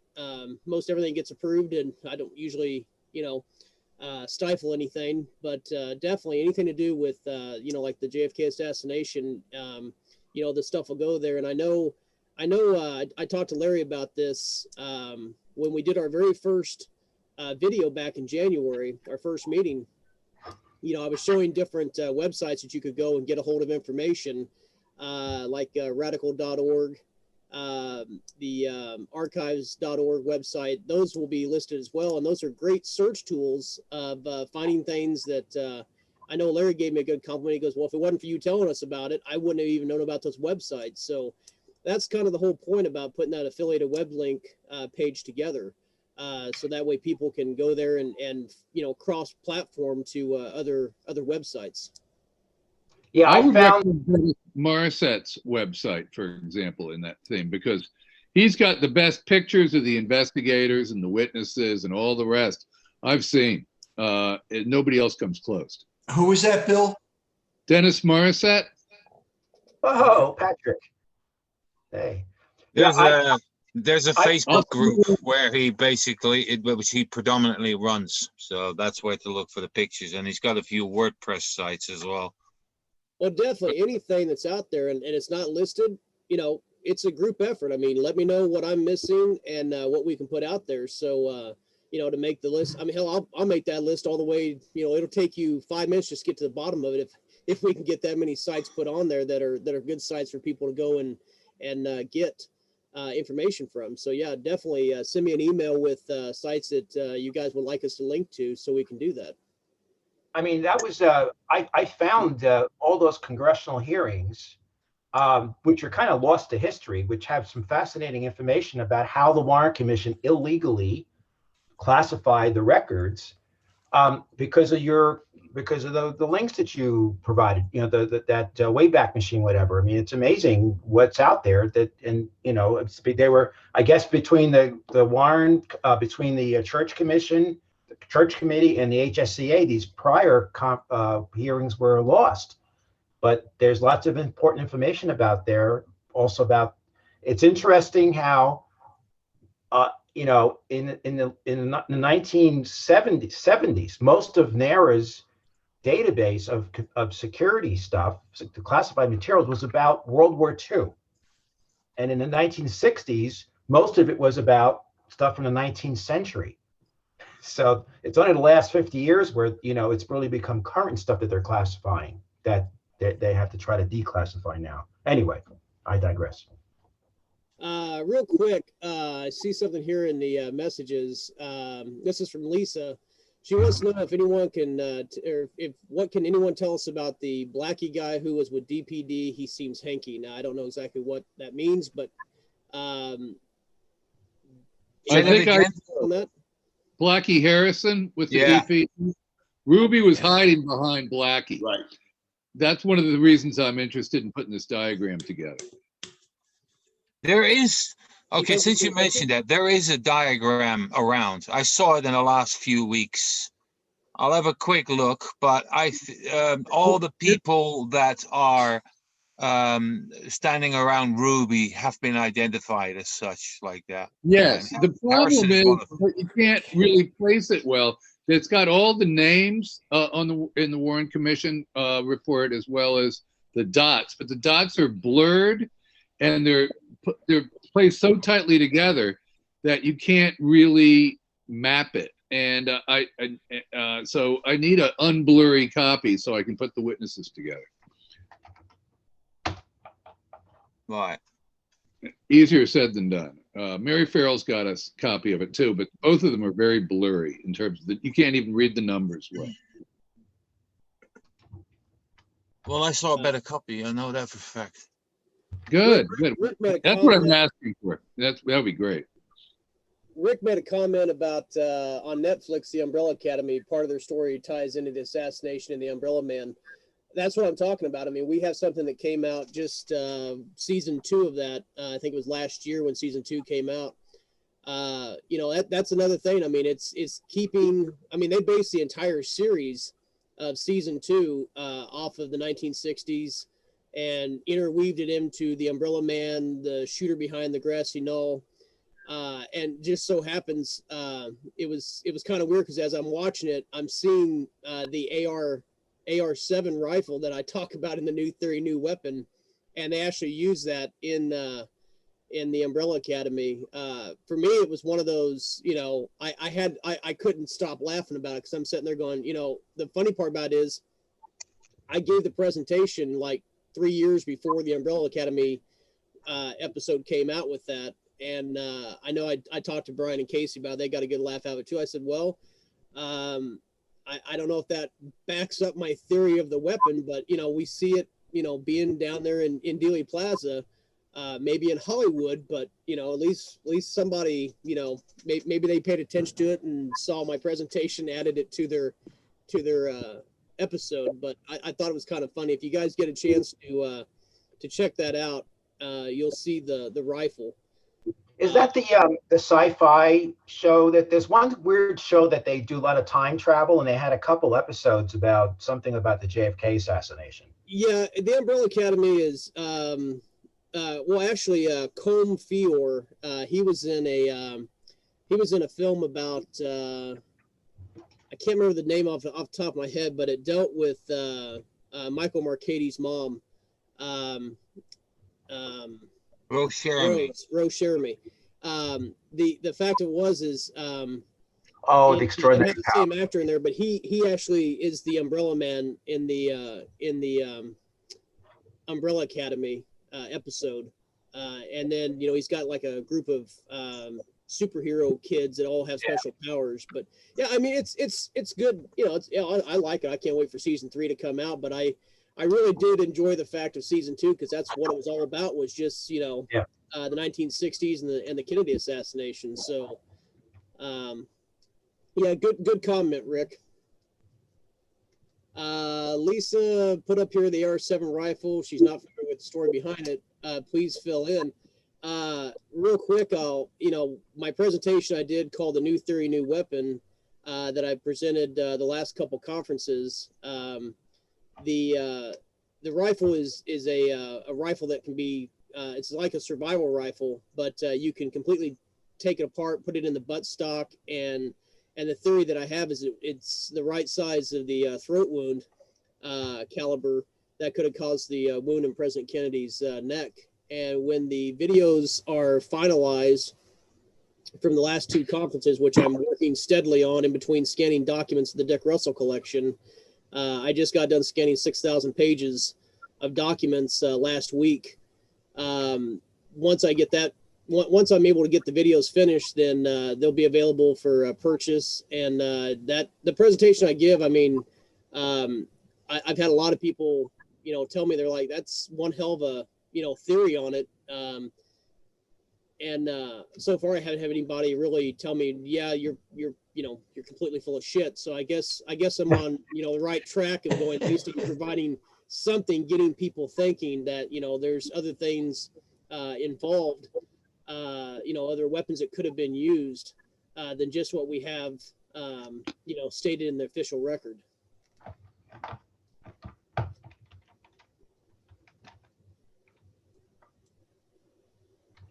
Well, we're coming up on the 3 o'clock hour Central Time here. Let me make a quick screen share.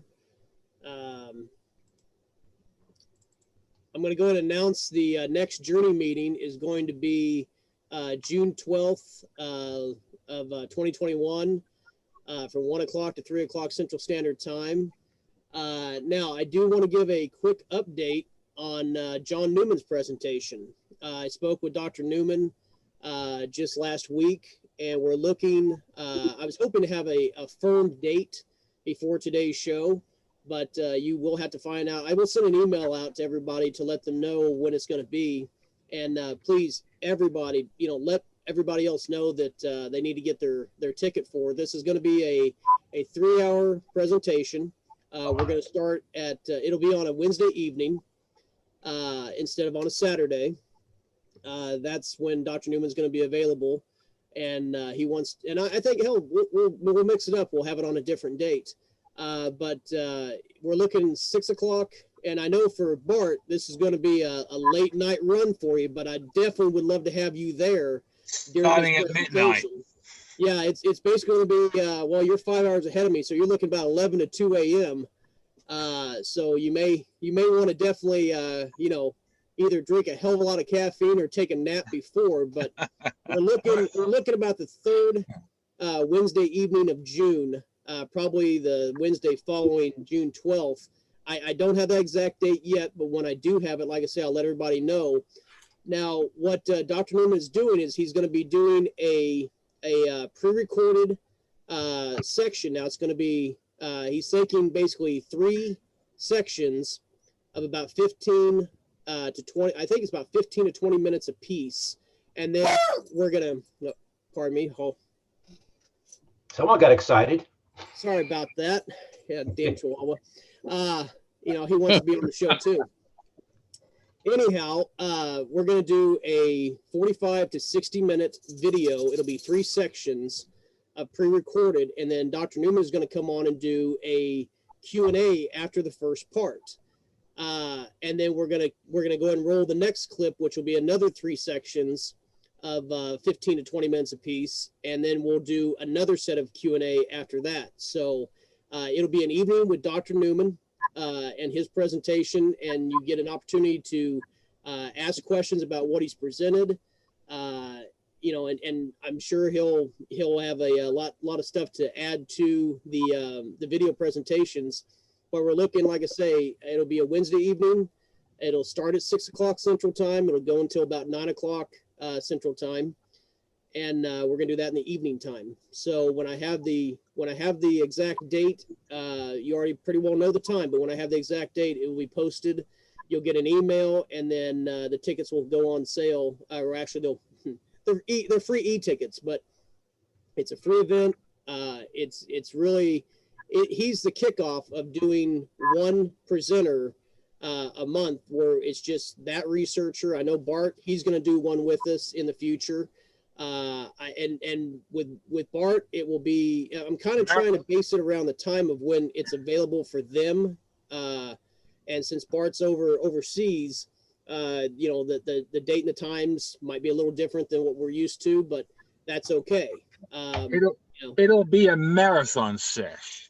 Well, and that's the thing. I'm opening this up. I mean, with doing the thing on Zoom like we've got, I'm not tied to a time limit. So, you know, it's going to be recorded. People are going to be able to see it afterwards. If they have to go and do something and then, you know, come back, or they miss a clip, it'll be available on the website and on the YouTube channel for people to, you know, to rewatch it. And, you know, but it's nothing like being there live. When you're live and you get a chance to ask the questions and interact, you know, that's some of the best times that we get.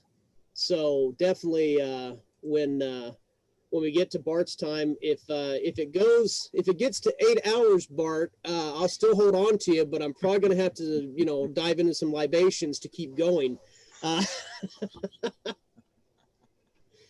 But yeah, like I say, when we know more, I'll give more information and more details on it. I was at Malcolm Blunt yesterday. I've been there about 7 weeks before that, and I did about, I don't know, 12,000 pages or something like that. And then I went back with a bunch and thought, okay, I'm almost going to be done. And because I mapped it all out, what was left to be done. And all of a sudden I mysteriously found loads of folders in drawers that I knew were empty when I checked them last. And all of a sudden, by magic, all these folders had appeared with all kinds of material. So in a way I was happy because it's all more gold, but at the same time I was like, my God, it's, you know, it's too much stuff. And I was supposed to be finishing what I was doing. And instead I'm like, I've got at least one, probably 2 more trips left to go into that warehouse. And there's going to be a flood of, after the summer, there's probably going to be a flood of Nosenko material. And I mean, an absolute load. And I mean, yeah, a really significant amount. And Malcolm has been browsing through the stuff online and in his collection, and there seems to be a lot of discrepancies with regards content compared to riff numbers as such. And the Umbrella Man had actually dropped into the warehouse. Or maybe Malcolm is the Umbrella Man. Who knows? No. Well, what all this reminds me of is the need to figure out a way to get more of this stuff online. Yeah, because it needs to be done quicker. It needs to be done quicker because it takes too much time. In October, it'll be 3 years since I started with Harry Livingston's archive. And then basically 4 months later, I decided to take on Malcolm's archive. Then I was prohibited to continue working on what I'm working on at this point, because it was supposed to go to the States and it was just going to be in a warehouse for God knows how long. But then because of COVID, it wasn't shipped. So I went back into it and I have been basically getting all the files. Then I realized that I was almost done with it. I said, I'm going to need about 3 months and I'll finish this whole thing off. What's in that warehouse, which is all his old stuff, everything that he collected in the 93, 94 till later in the 90s, basically. And not so much the spook stuff, but most of all like FBI, TSPD, and he basically plundered the Dallas archives. He just literally plundered it as such. So there's a lot of that coming out. I'm going to have it ready and done by the anniversary of some point. And if I can, then I'll talk about that as well, because it needs, it's got a good background story, and talking everyone through it, how to use it. So which will be a good thing, because people can see what you know, how everything is interconnected. And I think it's a really, for anyone that's been reading books and all that, they'll basically be a really good addition to toward more extra knowledge on your particular subject of your liking as such. On top of that, there's a lot of material. Did you say Malcolm plundered the archives? Was that the word you used? I plundered, basically. Yeah, and Malcolm plundered archives as such, like, not literally. It's in the figure of speech, making copies and bringing all the information out. That's what I mean. Was it Dallas Police Archives, and when did he do it? This is he worked with Cindy Smolovic of the Municipal Archives in Dallas, and she was really helpful. And she practically handed him everything that she could get her hands on at that time. And that's what I basically, a lot of that I've been scanning in. How many obstacles did he run into in terms of what he could get from her and what she wasn't able to No, get? actually, she was really whatever was there. He got his hands on. He's had also been for prolonged periods. He stayed in Dallas at that time to work at those archives. He had more trouble at NARA basically getting hold of stuff, and the Marine Buddies story, which is on YouTube somewhere, is a really good shining example of that, where basically this stuff is sealed, and but somebody from the CIA is basically vouching for him to open it up as such. And after by the third try, he finally gets it to open them up, and everything's gone. And this is like something that's covered under a layer of dust of like 3-4 mil of dust, and it's been sealed for decades. So it was supposed to be in there, and it's all gone. So there's only like a couple of folders of some non-related stuff in it, and it was basically 50 interviews of Oswald's Marine Corps buddies that was in there, that was supposed to be in there as such. And there's other bits like that. I mean, that's Malcolm. Malcolm has really chased information with regards to files, the destruction of files. I mean, that's all going to be in the archive as well. There's tons of documentation. And you have to see how there is traffic between whatever commission you're talking about, whether the ARB or the HSCA, who these people talk to. So, for instance, you have Blakey, who talks to Scott Breckinridge at the CIA all the time about files. And there's a lot of correspondence about that. And this goes on with the ARB, same thing as well, and the Warren Commission. So there's a ton of stuff to go through. So there's going to be about, 150,000 pages probably in the end. So, yeah, I've got a few more to go, but overall, it's going to be, really good stuff. A journey, definitely. So, and then hopefully the old stuff is all done by autumn. And then I'll just have to focus a bit on some more spook stuff. So, and that's that then.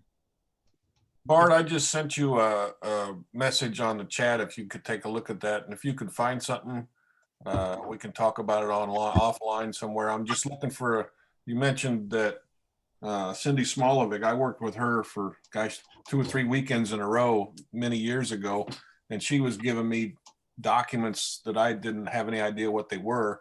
But I'm looking for a burglary report that I got 3 sources that tell me that Roscoe White was called out with a detective in the burglary unit to take pictures of the burglary scene the morning of the assassination, and the detective apparently decided at 11:30 or so, they were out, I guess it was out in Lover's Lane area, and about 11:30 they broke for lunch. And so the information I got from these 3 sources said that Roscoe drove his own car from the scene, and that's the last anybody saw him. So I'm just wondering if during your scan, if you see a burglary report from that date out in Lover's Lane area, it may or may not mention Roscoe if he was even there, but the detective was apparently processing the scene with an assistant who took pictures. So if you come across something like that, give me a shout. I'd appreciate it. I'll have a look. I'll definitely have a look. Yeah. David, this is Bob again. You were commenting about the open-ended nature of some things you might be planning in the future. Yes. And this really sounds elementary, but just something that worked for me was actually building in breaks in sessions. So in my case, I knew what, the beginning and the end. So I had, coffee, soda break and bio break, and then lunch break and whatever, every couple of hours. And if you anticipate things going long, then people will not feel like compelled to stay in front of their screen every second if they have other needs and so forth. So just something that I thought worked well to retain people in the entire event. Sure. Yeah, I plan on. We're definitely going to be doing something. I know when we're in person, like for conferences, we always did, bathroom breaks and like 5 minutes in between speakers. Online, I've kind of gone away from that, but I think another thing is maybe add that in, and I'd like to, if I can do it during our monthly meetings of be able to, sometimes I get known at the last minute, hey, I want to talk, which I'm grateful for that. Anytime that somebody wants to be a featured guest, if it sometime in the future where I can start getting that information ahead of time, that way people kind of have an idea of approximately what time somebody will be Thank you, John. online speaking, then I'm going to try to put that out there as well. Hey, Bart, did you bring enough to share with everybody?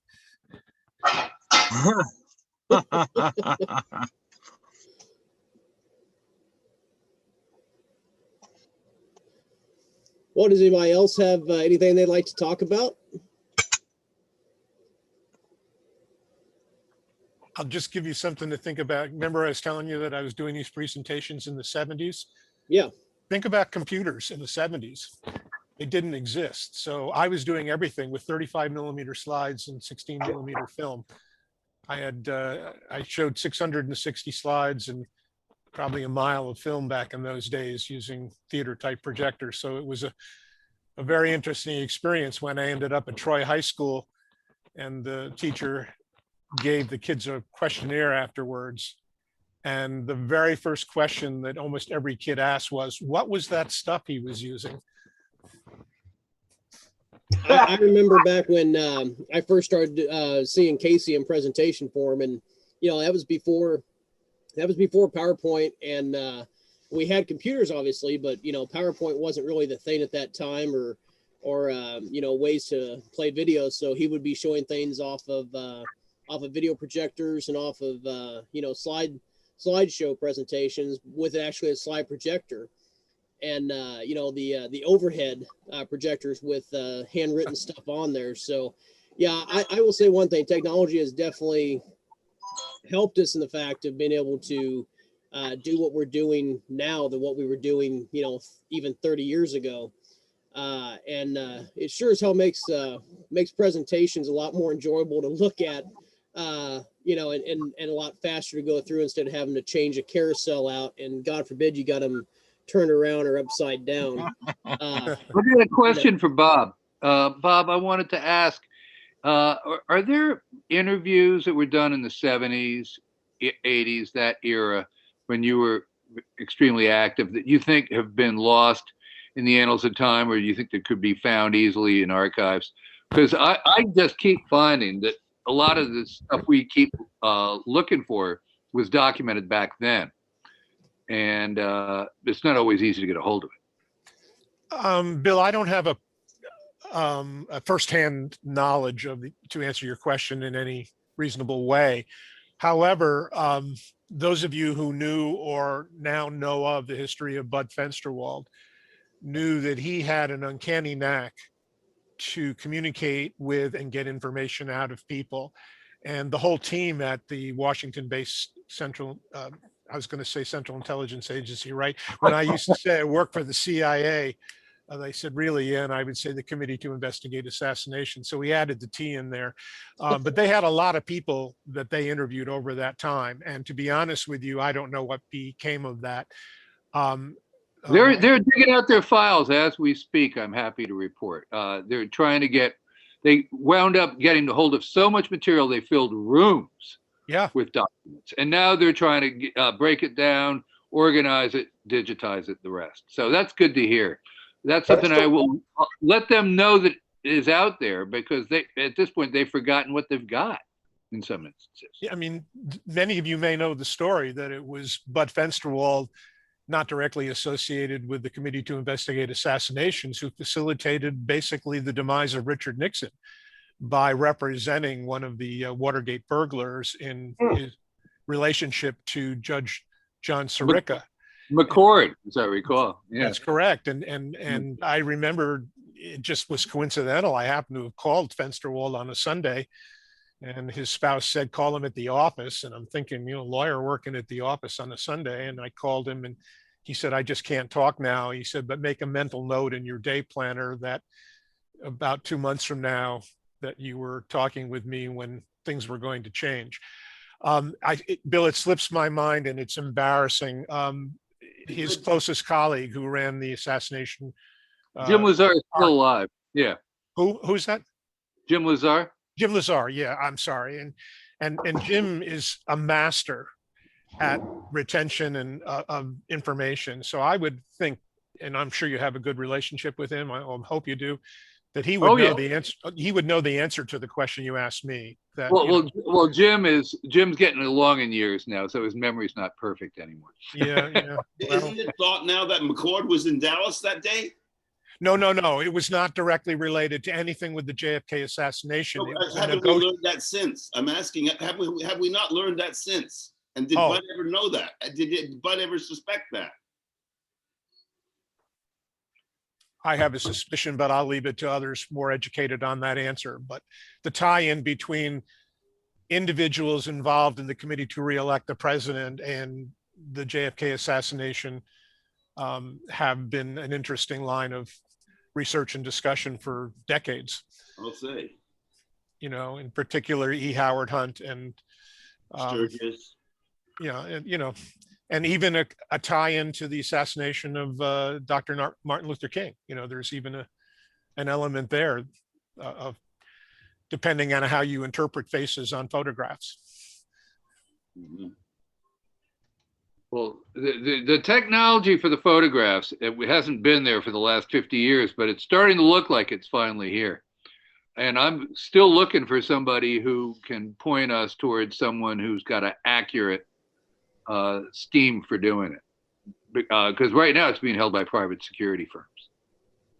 I'd like to. Well, what I'm saying is, the stuff we've got, some of the film stuff we have in, from the 60s and 70s is really valuable for interpretation.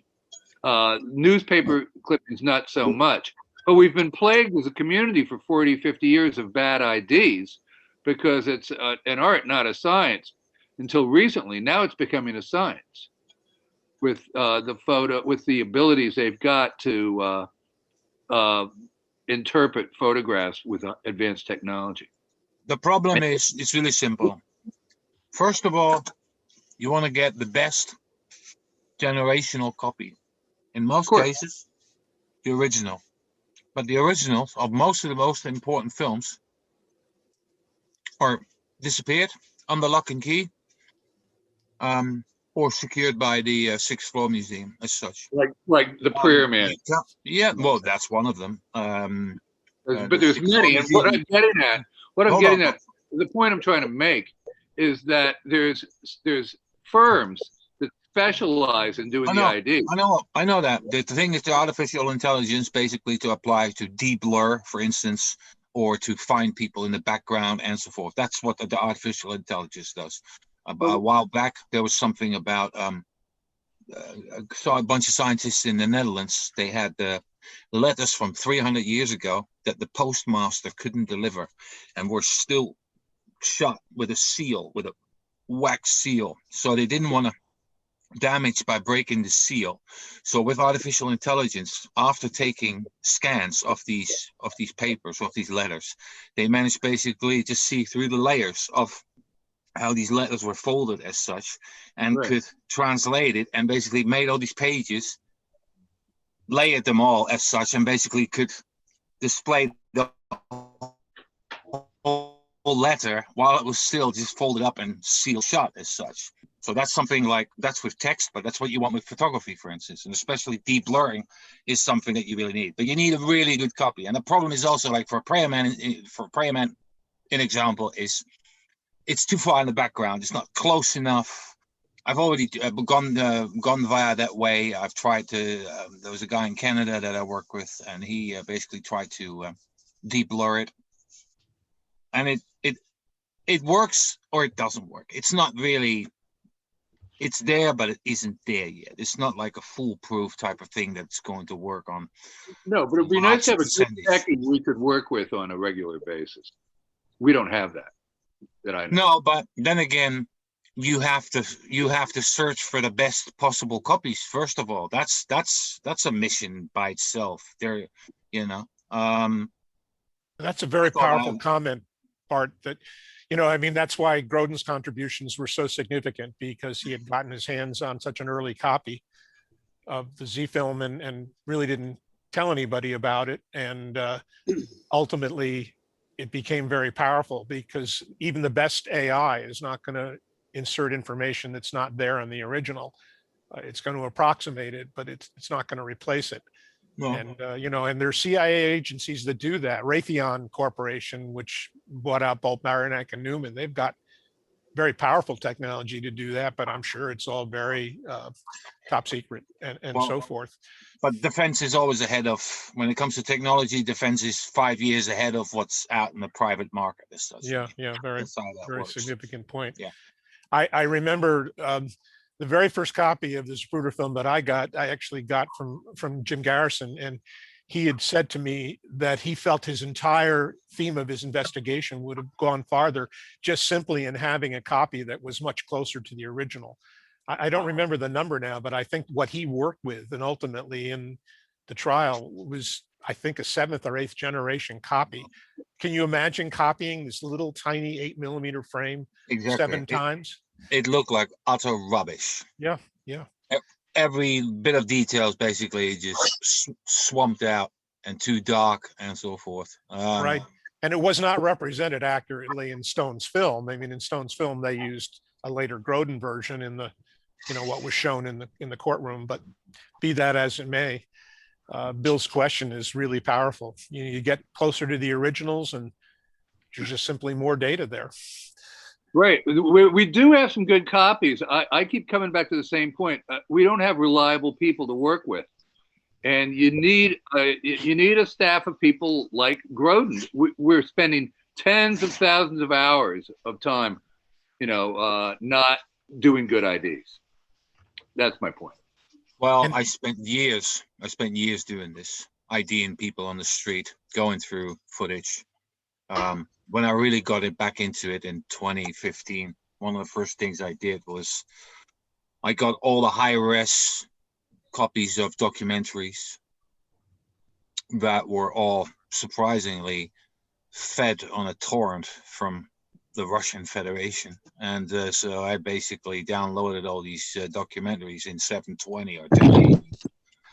And I then used some software that takes still frames of every frame in that movie as such. So I was just basically, I had a folder filled with 10,000 images as such, and then basically used trying to get the best frame of a particular movie of, say, Oswald in the Corridor of the DPD, or whatever, the couch film and so forth. So that's one of the first things I did by going through all these documentaries and getting still frames of these particular footage frames, and use that further for research as such, and try to put names to these people looking at as such.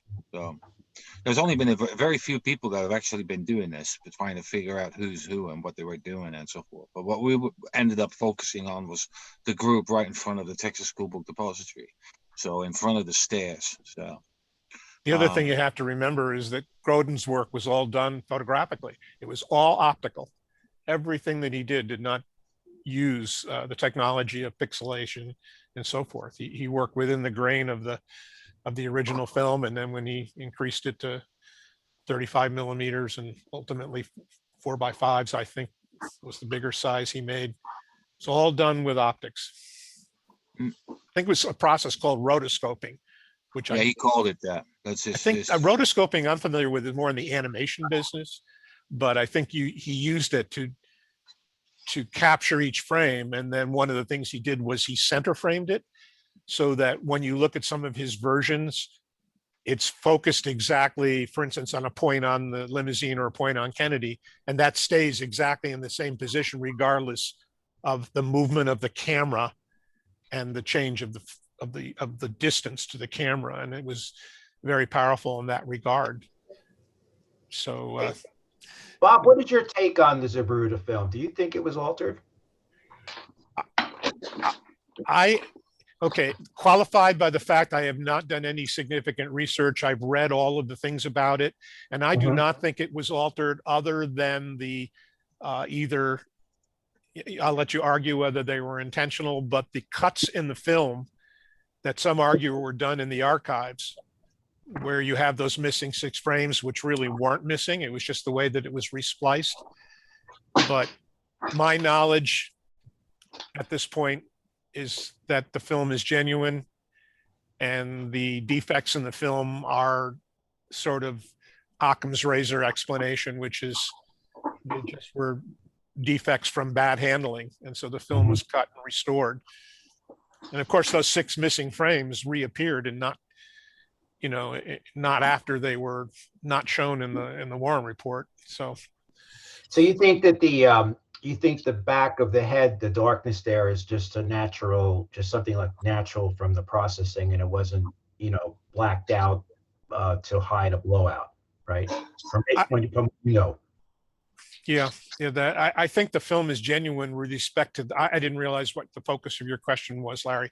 With respect to the content of each frame, yeah, the farther the closer you get to the point where that information became available for people to see, the less likely it was able to be altered.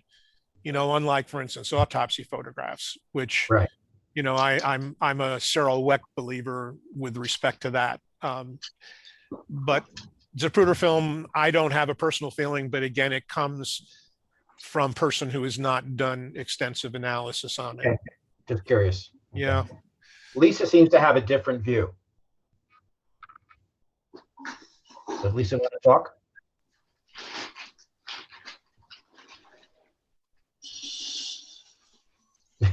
Okay. We'll leave that to what was written in the comment. But I mean, Yeah. that's the thing. You've got 2 sides. Yeah. You've got people that do believe that, you know, the film is, you know, not been altered. You have some that believe that the film has been altered. And when I know when I've talked to Robert, and you know, I've also talked to Rolly Zavada when he presented at Lancer I think I recorded him 2 or 3 times in lecture. And, you know, I asked him, I said, you know, there's a difference between, I said, maybe it's the term, you know, is it altered or has it been adulterated? And I said, there's a difference between those 2 terms. And I said, you know, maybe that's where some people get messed up on. I said, but, you know, when you see the 4 splices, obviously you figure, you know, the film has been cut. Is there something missing? The thing that gets me on is, you know, when you have eyewitnesses state the fact that, you know, other things took place, like the car coming to a stop for anywhere between, you know, 4 to 6 seconds, but we don't see that in the Zapruder film. And also it depends on one thing that the internet does kind of work against us on is, you know, over the years of looking up the films on say just on YouTube, there's been different versions on YouTube of the Z film. And you know, I ask people, I'm like, okay, well, where did you see this version that you're talking about? How do we know that has been altered or adulterated? You know, go back to the original film, like what, you know, Garrison was working with. So over the years, I mean, you know, you get into, and what really works against us now, God, deep fake stuff that we are hearing about in the news. You know, I'm looking anytime, and I don't know when it'll happen. Hell, it could happen in the next 5 minutes. Is somebody going to deep fake the Z film, you know? Right. And I'm not saying I want anybody to do that, because when shit like that happens, that makes it harder for people that are just getting into this or have been into it and go, oh, well, you know what? Maybe I'm seeing something that, you know, actually explains it, when in all reality, it could be a deep fake. Well, they could deep fake any of the key photographs, right? You know, anything that they could do that say, oh, look what I discovered, you know.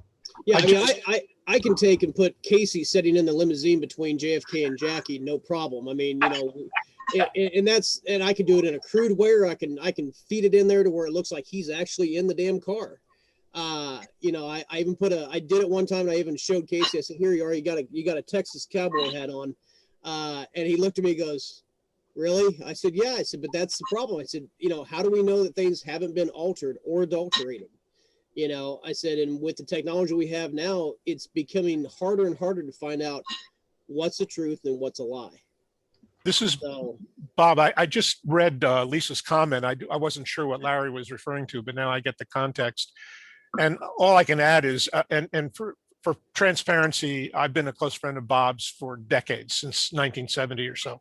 So, but I don't feel it's appropriate to arbitrarily defend somebody based on friendship, particularly when it comes to academic work.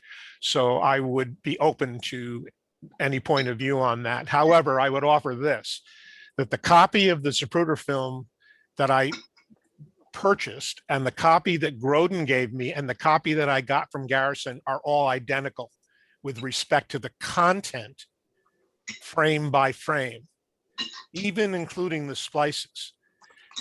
Groden was able to find a version later on, not find a version, but I think he included the missing frames at some point. I just can't recall in my head the dates. And that ultimately was the version that he gave me to show. So that is an interesting data point, that if in fact there is alteration that is being claimed, which I'm not savvy enough to know specifically, those versions did not, altered versions did not appear in those early years, early being post 1970, not 63 to 70. Oh no, it would if it was altered, it would have had to have happened that weekend. I mean, I'm not saying, so in other words, that whatever was eventually, you know, released. Who was the Italian guy that claimed he saw Dino something? Bugioni. Yeah, he claimed he saw a version that was different from the version, and there were slides and stuff, and you know, but it would have been somewhere at Neat and Pick or something. I mean, it would have been that weekend. Bob I was just wondering if, you know, if you had heard or read anything that you felt was credible. Right. As a photographer myself, there is one thing and I just cannot absolutely reconcile whatsoever about the Zapruder film. And this is the bit that I believe that the certain bit of the head, the wound, has been painted in. If you want to look for alteration, you don't need to go very far. There are no special tools, this, that, and the other involved in this, especially when you're talking about almost, what, 50, 70 years or whatever ago, 58 almost. But if you wanted to change something, you'd have to basically paint it in as such. Now, if you look at the context, how it was released in those days, that was through a projector. The projector is not, we don't have slow-mo, we don't have digital. A piece of image, whether it's 8mm, 16, 35mm, whatever, it has a range of 6 stops. Yeah, camera stops on your lens. That's the range, the tonal range of the actual image. In digital, it's 10 stops. Okay, so you know already the difference from 6 to 10 stops. It just can show a lot more detail as such. The problem with I have with the Zapruder film is the fact that I believe that this patch here on the right has been painted in. The dark part. Yeah, and that's because you can't. Sorry, hold on one second. Because you cannot, if you increase or decrease the density, so let's just say we overexpose the actual image, then everything according to the color and the density it's in needs to change gradually all over across the entire photograph as such. The problem with the painted area is, and the painted area is not just JFK's back head, it's also Greer and Kellerman's. It has also been touched up because, so it looks like uniform, that dark side of the so-called shadow. So, but if you are increasing the exposure on the image, those 3 spots on the head, barely change over, and I'm talking about a serious, really serious overexposure that you go like 3, 4, 5 times its actual maximum exposure in Photoshop. You just duplicate the layers basically of increasing it. And it's just shocking how that black part, and especially in the center bit on this bit, stays black. Now, for those that don't understand, it's really simple. If I have a projector and I put a slide in there, and say I use a little sticker, like a little marker, and I put that on the slide and I shine the light through that, the light basically won't make it through that part that has the sticker on it. That's basically what I'm trying to point out. If you paint, instead of putting that sticker on the same surface and paint on it, then of course you've got brush marks. And these brush marks aren't as intense as they are on the edging of the actual area that's been painted in. In the center and around that center, of course, they're really nicely covered. But of course, near the edging, it is too risky to basically to put that same amount of ink on that edge, because of course it would overlap and it would leak and so forth. So that's just really thinking like, well, what can someone do in the 60s to try to hush things up or make them disappear? Is basically by darkening them or lightening them. But that's what they do. But the brush marks are the same. And that's what comes into play when you start increasing the intensity 5 or 6 times. You can see that on the edging, the density is of that black mark isn't as concentrated in the center than it is around on the edges as such. So for me as a photographer, it's really hard to reconcile something like that that's basically in there. Now, the same thing goes for the Mormon Polaroid. You see, if you look at the photographs of Kennedy and Jackie together, then Jackie's hair is darker in tone than it is of JFK's. And when you see the Mormon Polaroid, Jackie Kennedy's hair is in detail in that Polaroid. And there's a massive black patch in the back of the head of that thing. And you go, okay, how did that get there? And again, it's not that difficult to paint over that and close something that shouldn't be seen for view. If you you look at the autopsy photo, the photo where Kennedy's back is in view with the back shot as such, then you see a massive black mask. Grodin photoshopped brains in there. I couldn't believe it, he'd done that. But the actual area is, you can see it is a patch. There's a mask setting to blacken and darken the area right in the middle, on the right back of the head of that particular autopsy photo as such. And you can see the line, the border, you can just see it. Now, I've been in dark rooms for decades, so I know these sort of tricks that are basically being used as such to try to mask, darken, make things disappear as such. And I can't, Bart, I want to talk. So, look, have you seen the Wilkerson's work? Sidney Wilkerson and her husband. So they did a 6K resolution of the Zapruder. The Hollywood 7, right? Yeah, I've heard about that. I've seen one of the images. Yeah, to my untrained eye, it looked like someone had taken a magic marker and blacked it out. I was just curious if you had seen their work. I saw one of them. I saw one of the images, and it's really obvious in those images as such. I remember Doc Horn talking about it years before it was going to be released. Yes. And but on that image, it's just completely obvious what's going on. That people have basically been using a brush and filled that area in as such. And then the thing is, it needs to be done on something bigger that's 8mm, of course. So that's the thing. Where is the actual? Is the actual original copy the original one, or because I just don't see myself paint something like that on an 8mm copy or 16mm. It needs to be to 35. That was the question I was going to ask you, Bart. Was technique. An 8mm frame is 1/3 of an inch by 1/4 of an inch. Again, I have some dark brown background, but I don't know enough to know the details of airbrushing. Not airbrushing is the wrong word. It would be actually fine tip paintbrush. But doing that on consecutive frames of something that's 1/3 of an inch by 1/4 of an inch in its original positive transparency, I don't know how that would be done. It doesn't mean it can't. I So totally that's the agree. part that I struggle with a little bit. I know that's the part, because also it's like if you were wanting to do that, you'd have to put it at least to 35 mil, and you'd have a Right. massive magnifying glass above you. Yeah, because just with a pair of glasses, or And what do like you do? Take it back down? watchmakers basically. So and you know, and then from that 35 mil, they should have made then 8mm copies that were basically sent out as such. Okay. That's the only way you can have a uniform, because then you have the Secret Service copy and the FBI copy and so forth. But I can't reconcile from a tonal point of view, from darkroom, that what I know and what you can do, that if you change something, it should gradually change the entire shot. Yet there are 3 points in that particular photo that do not change along the rest of the image as such. When And I what does that tell basically you? And what does that the tell you? What does that tell you then if they don't increase?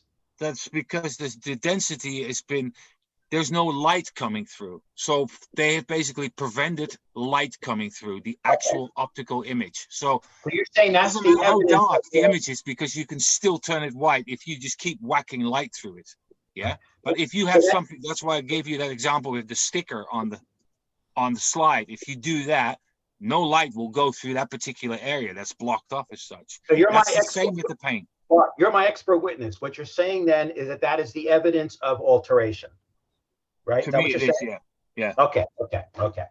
Just That's trying to to. me, it's like you it can't.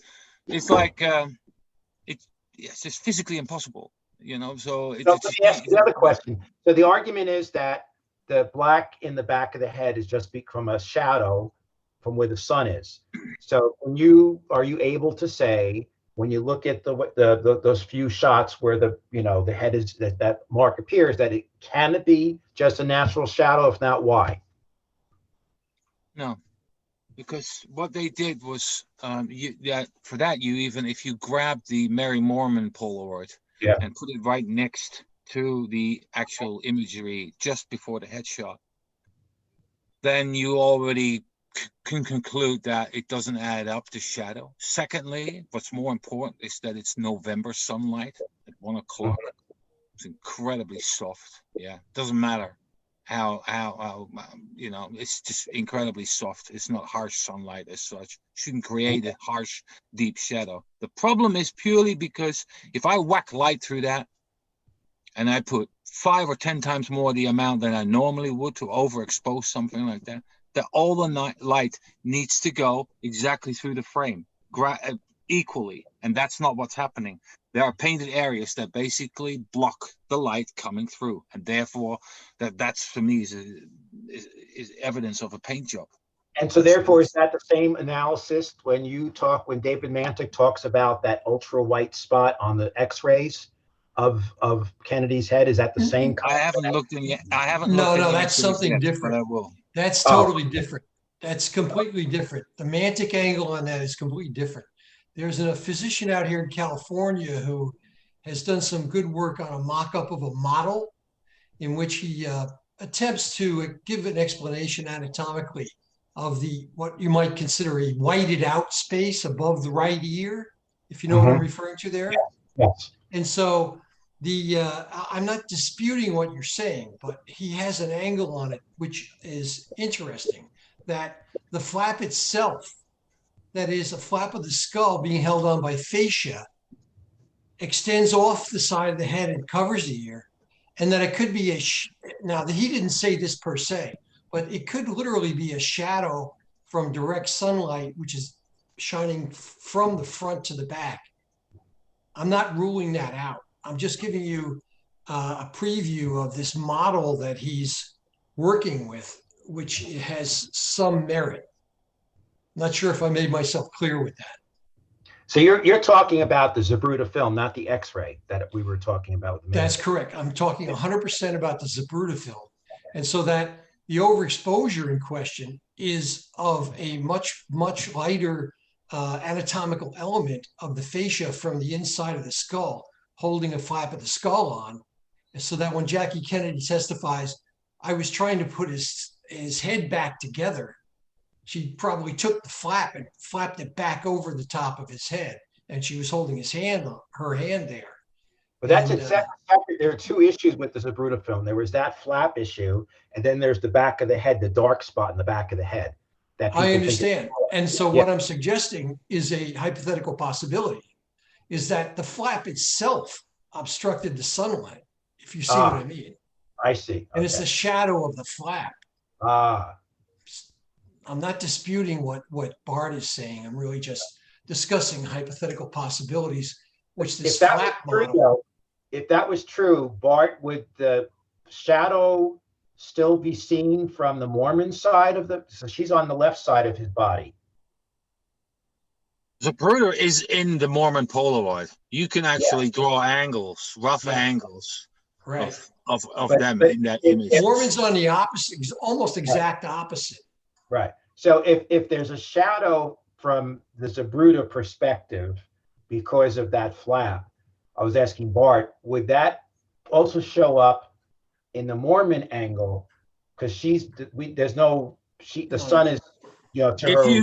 If you go to Robin Unger's JFK Assassination Gallery, okay, I think everyone knows that site, but just put in Robin Unger in Google and JFK Assassination Gallery.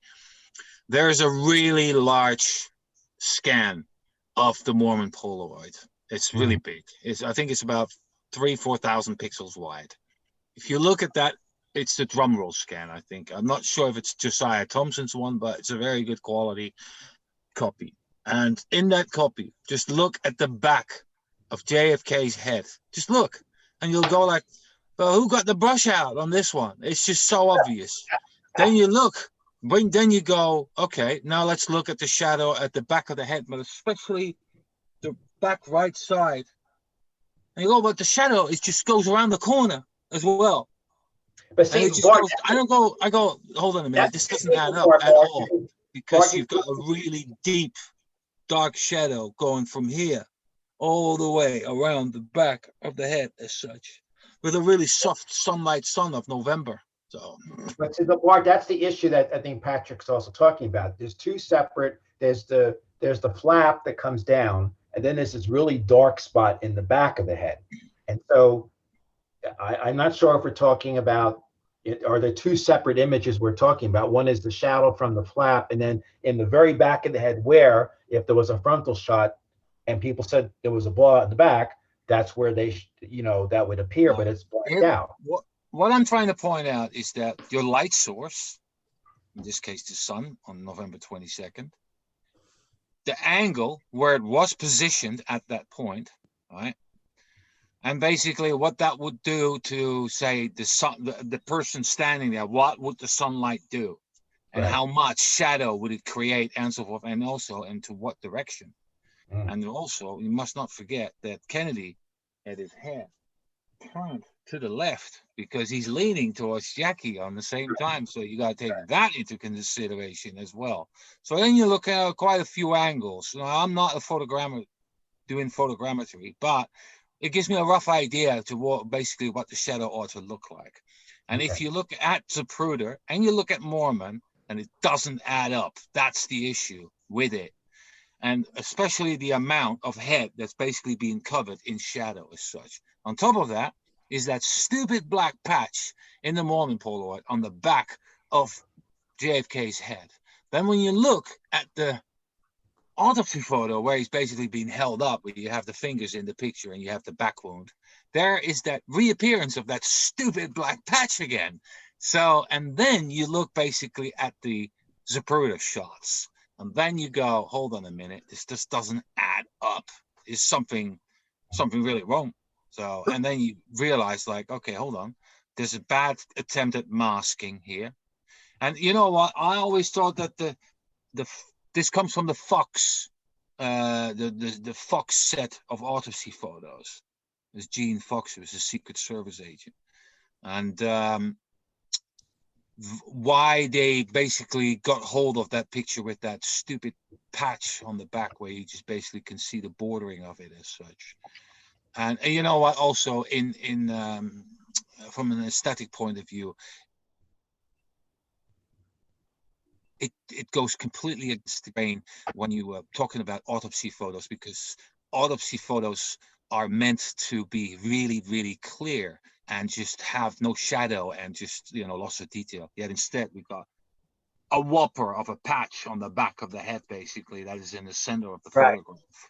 That's just like, it goes against all beliefs, basically, to do something like that. But Why then are on you- top of that, hold on one second. On top of that, What- you get Ida Dox. And Ida Dox, during the HSCA, she makes a drawing of that particular picture and just fakes it around. She fills it with hair and so forth. It's got nothing to do with what that actual original picture shows. That's during the HSCA.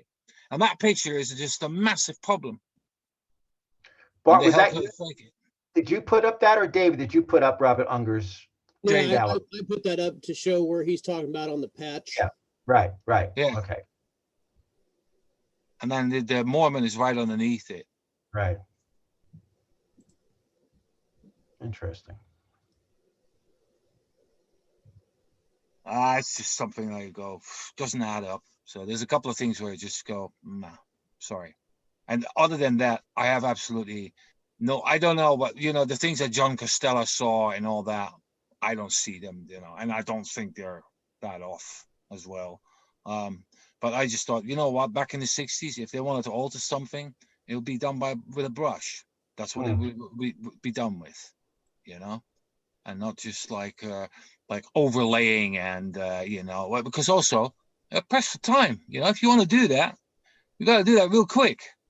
So they they just did what they possibly could do. They didn't have the same timing issues with the autopsy photos, but they certainly had it with the Z film. They could have taken their sweet time to fix the autopsy photos, because no one was going to see them for forever, Yeah. Whereas they were handing out the Z film back to Zabruda and then to Life magazine, so there was more of a time urgency to make sure that was, if there was something going on, yes, they had to do something quickly. That's for sure. Yeah. In fact, the timing of the alteration or proposed theory of alteration of Zapruder film, the timing in and of itself is a very big factor. Yes, it's very tight. Had to be done in the weekend. Well, one night, not just a weekend. Yeah. Had to be done overnight, basically. And then also, it takes a trained eye to find that mistake. And in the 60s and the 70s and even the 80s, no one pay attention to that. It's basically because of the digitization of images. It sees much more. So as soon as you scan one of those images in, you just get more detail than you could ever get from a print as such. I've got a film scanner myself. So yeah, that was the struggle I had with the part of the timing having to be so close to the event.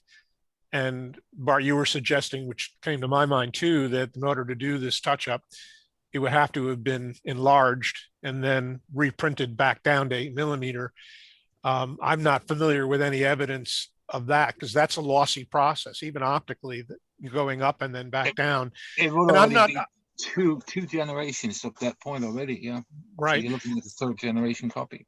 But on the other side of that coin, supporting the notion is that if this was a negative, it's much trickier for even an accomplished photographer to retouch a negative to get a positive result that's accurate. But these were all reversals. The Mormon film obviously is only a print, and the Polaroid process was iffy at best with respect to accuracy, but they're working with a positive there, and they're working with a positive reversal on the Zapruder film. So to that point, retouching would be considerably easier, by the method you described, which would be a precise brush, magnification, and a steady hand and so forth. Can you explain, or Bob, what that reverse, what you just said, what that means?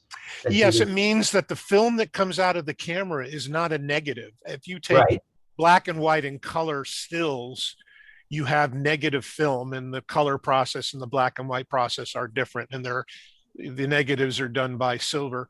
A reversal means that the process, when it's actually developed, results in a positive image.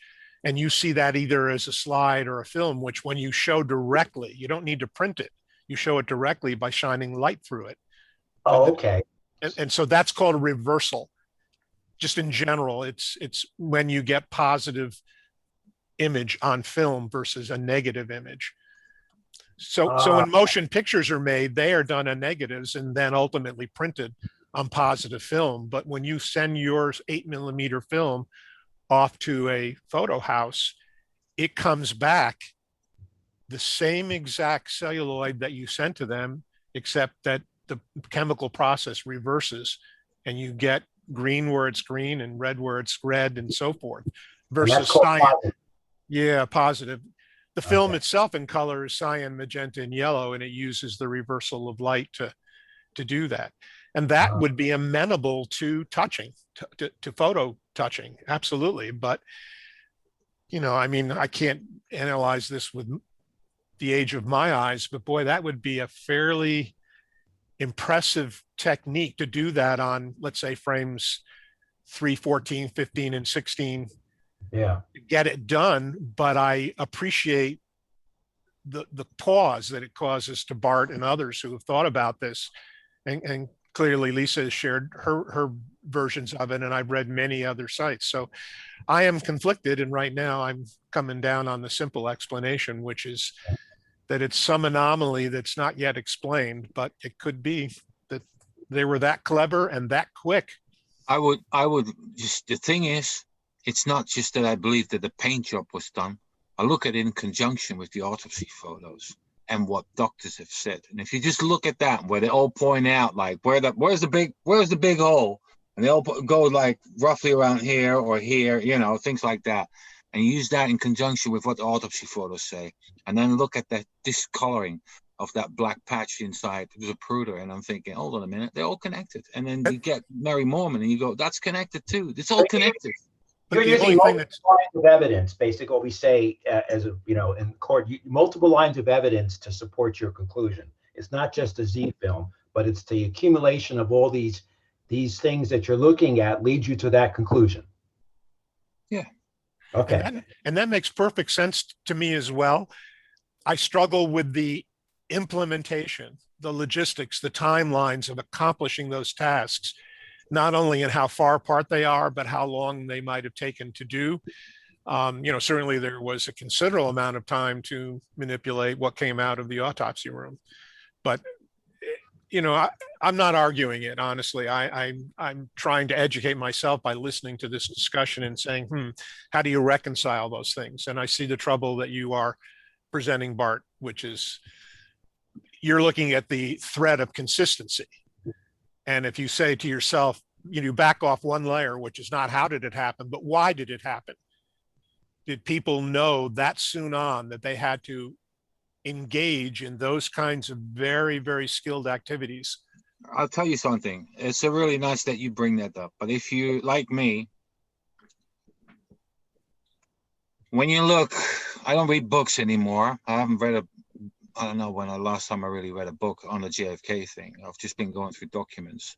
With the documents, you're basically able to put pieces from a massive puzzle together. Not like it's still scattered, but you start to put a piece in here, a piece in there. Let's just look at it like a puzzle of 100,000 pieces. So you've only put maybe 25,000 of them together. But slowly pictures are starting to come because of the documentation that you're able to look at, and that it enriches you. But at the same time, you also see what these people have gone through and trying to do to hide, because you also have to look at basically that the information that you're getting, well, how long has that been hidden, how long has that been available, and so forth. And then you just basically see that almost on any level, there's been messing around. Well, but think about it, Bart. Actually, take Bob's statement even further. They're on the plane, and Jackie chooses to have the autopsy done at the Bethesda. And what is that? 3 o'clock in the afternoon, roughly, or 3:30 when she makes that decision. Now they have to scramble to try to get a team together and understand what the outcome is that they want to achieve. I mean, do they really understand at 4 o'clock? When the plane's in the air, what they have to do, what they have to say. I mean, it's a challenge. I mean, because, unless you assume that the people, I mean, if they wanted to go to Walter Reed and Jackie said no, or, Bethesda because he was in the Navy, then how do you get people at Bethesda to realize this is what we have to show the wounds to be. I mean, it gets really complicated. So No, it's not, because you're basically those photographs that they're showing and so forth. That's all done later. Oh yeah, that's done later. When did the news about the autopsy and all that? When did that all start to come out? Yeah, if you look at Weisberg, as you look at Weisberg's book, who wrote about the autopsy, for instance, it's, I mean, the amount of evidence that came out after that, because it was guessing on a lot of fronts, because it just wasn't available as much as. No, what I'm saying is the doctors performing the autopsy have to kind of know what they're being expected to find, because they're trying to avoid doing certain things. And, you know, I mean, they have to know that, you know what, they were told not to examine the neck wounds. Okay. I guess when Jenkins claims that he saw an evidence of a frontal entry in the temple, and then when suddenly some general calls the doctors over and they come back and they just don't no further explore that area. But they have to know what they're looking for or not looking for, because if they do, if they start doing a true investigation, they're going to find stuff that everyone's going to see at that autopsy. I'm just saying it's a very complicated dance. Oh, yeah. Patrick, you have a different. From many aspects, they had to basically plug holes. Yeah. Yeah. I agree. Patrick, Almost literally. Yeah. But remember that the autopsy doctors, before they wrote the report, in particular the author, burned his notes, and he does not have a very credible explanation of that. And he describes a phone call with the Dallas surgeons in the morning, long after the autopsy, and he rewrites his report. Now, what the import of that per se is, they did have a rewrite of the report, and the original report was burned. So I think there were also x-rays taken which are unaccounted for, and that could have been an effort to locate a missing bullet, in the sense of trying to find a x-ray indication of another bullet in the body cavity, for example. Right. Because Dr. Wecht will say to this day that he believes the neck wound was an exit wound, because if it's an entry wound, what happened to the bullet? And he'll say that to the day he dies, right? That's right. And I don't see any chance. I went through the testimony backwards and forwards. I don't see any chance of them switching the body to a different coffin. That body was always under supervision by somebody, unless someone is lying. But the people that were looking at it were members of the Kennedy family or the Kennedy entourage. So I can't imagine they would lie. It's a very difficult situation. Well, I'm not sure about that sequence, but there are people who are in the military control, and I mean very junior people, physically controlling certain things, who will admit they were ordered not to talk, and they're not going to talk. Well, I don't know that there were JFK entourage that were with the coffin the whole time, assuming it. Oh, yeah, no, there were. I mean, I double checked that. And the only one that was loyal to the president, but he was an officer, was what's his name? Berkeley. No, not Berkeley. No, Berkeley wasn't necessarily. It was Bill. Help me. Veal? General Veal? No, it was the Mick something. It was an Irish guy. McHugh. Yeah, McHugh. Yes. So there was one moment when he was the only person that was with, I think, when LBJ was being sworn in, because the other aides were always in the hallway, in the corridor. So someone always had eyeballs on the coffin. And I think just the description of the coffin is probably just a mistake coming in, but I don't see an opportunity. Unless McHugh was lying, because he's the only one, he's the only weak link. That's when the aliens took possession of his body. Right. I think there's an easier line to this whole subject, which is, you look at 4 p.m. At 4 p.m., McGeorge Bundy in the Situation Room says Oswald did it and he acted alone. At the same moment, Hoover issues a memo at 4:01 saying Oswald did it and he acted alone. These are from like two different seats of government, if you will, both equal, powerful in their own right. And the decision's been made. guys. Where did you? Where is this from George Bundy that he said that? Where? That's the Situation Room radio call to the cabinet when they're flying towards Hawaii and they have to turn the plane around. And the word is it came from Bundy, who I think I'm starting to come to the conclusion he was a rat. That's a longer discussion. But no argument about that because before we get into it, let me finish my thought. My thought is that at 4 o'clock, I think everybody knew now that they've got to show the shots came from the back, and so it's actually a pretty easy job to instruct or cover up the work of the autopsy surgeons from 6 o'clock on, saying we just want it to go this way. End of story. If things don't fit the story, we forget about it. One other point about setting that aside for the moment, Larry. The issue of so-called body alteration theory is different than the autopsy evidence alteration theory. Yes, absolutely. Yes. Just to keep that straight. Right. And it's easier to alter the evidence of the autopsy than the body itself. Right. But so long as there's lots of people in a room, presumably they're all lined in the same way to make sure that the story's right. But I'm just saying, so we have basically 2 hours for them to get their story together as what they want from 4 o'clock to 6 o'clock, roughly, for them to get their, what they want the autopsy to show, the physical autopsy. Yeah. I think that can be done. That's easily done. Yeah. Easily done.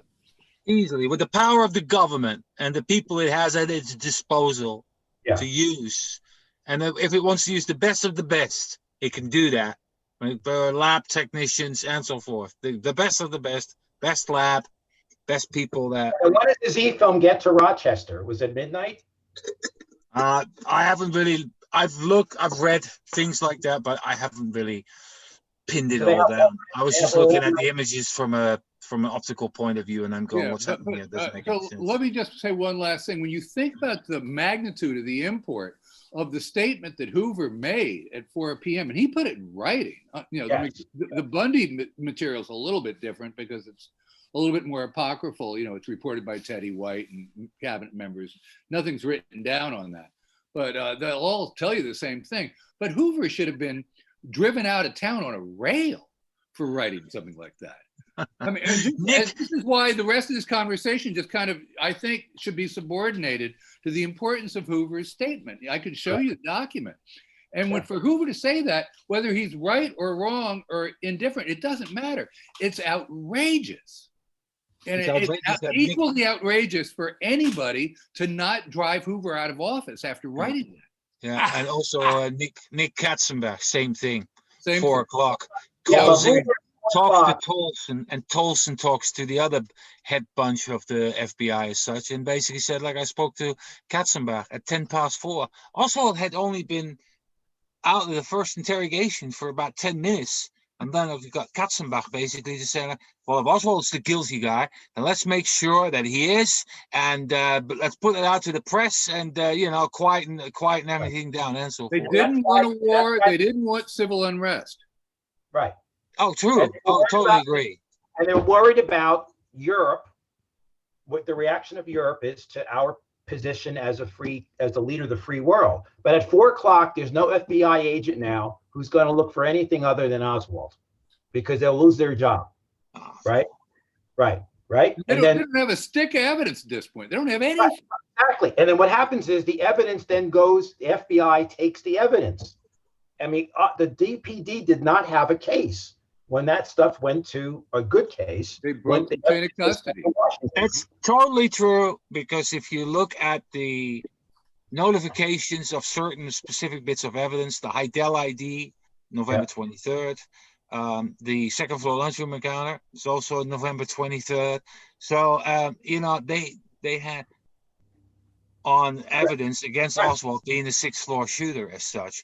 And, hold on, Brennan also. Brennan was supposed to identify him. He couldn't do it. So that's another thing. So it's like, My recollection is that when Hoover spoke to LBJ the morning of the 23rd, he said the case was not strong yet. Yeah.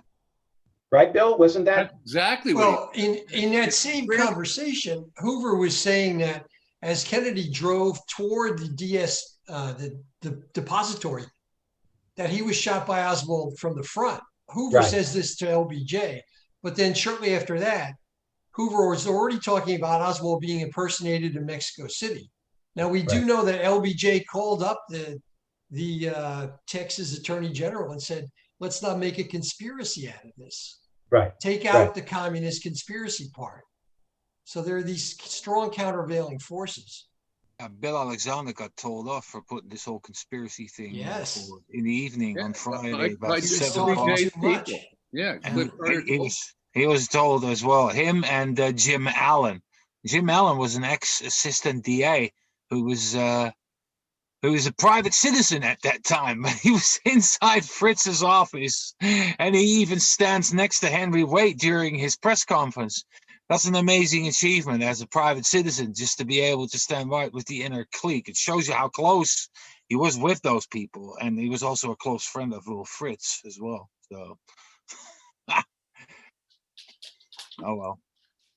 Well, they had to count on Hoover and LBJ reacting the way they did. That's true, but I think anyone that would have, I don't know. Sometimes I think that if this was like the Exiles, they wouldn't have, or the Mafia, they wouldn't have cared what the reaction was. They just wanted Kennedy dead. Whereas if it's a conspiracy from within the government, they don't want to get caught. And so they would then have to count on Hoover and LBJ reacting the way they did. Well, that's not a very hard equation to put together, though. Yeah, right. In other words, everybody knew which way they would jump. Right. They both hated RFK with a passion. Right. So, is it true that Hoover and RFK had a direct line, didn't they? So if he picked up the receiver, it would ring right away in Hoover's office.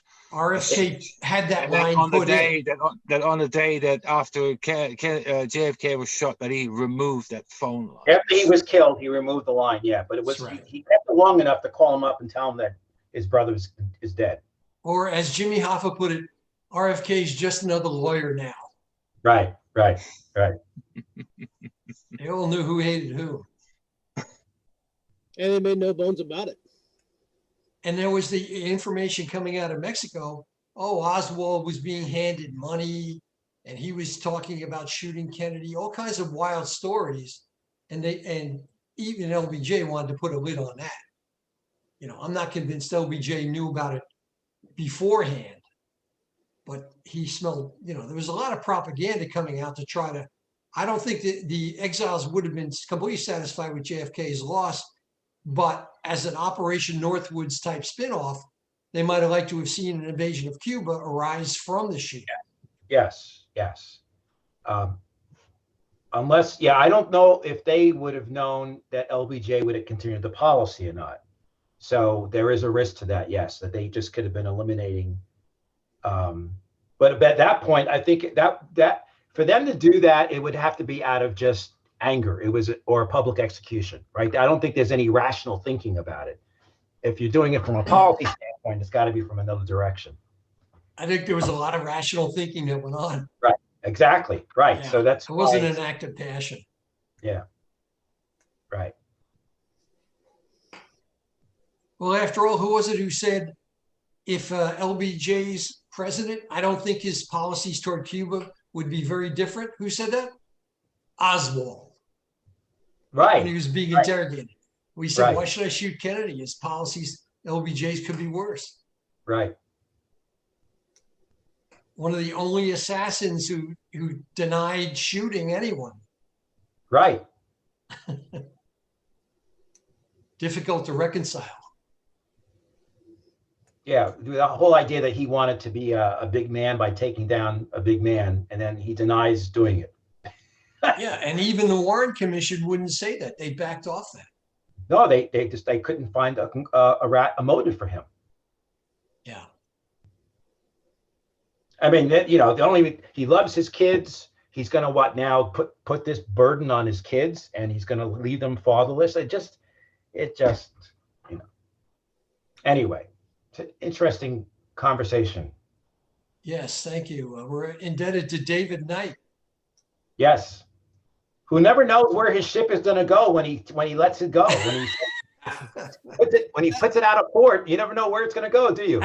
No, I don't. I know I have plans when I get into the meeting, and sometimes those plans they go for about the first half hour, 45 minutes, and then all of a sudden we throw the plan out the window, and then that's when we get down to the hardcore, talk back and forth, and that's what makes these meetings that we have.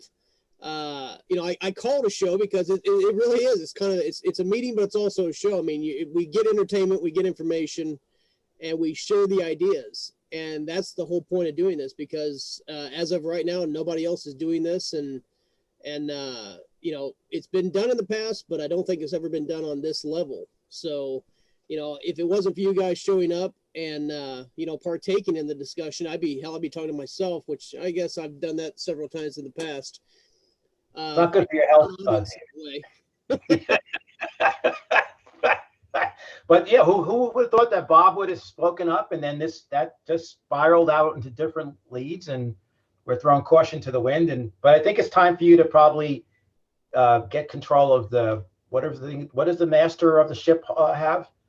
A wheel, whatever that wheel's called.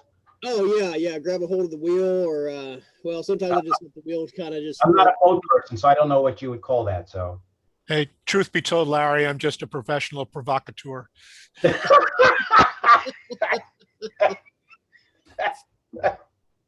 Who has a lot of years of experience doing it.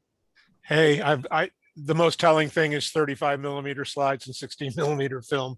That Yeah. sort of defines, something about it, but whatever. I just love watching Gary Shaw to sit there and listen to the whole thing and wonder what Gary's thinking.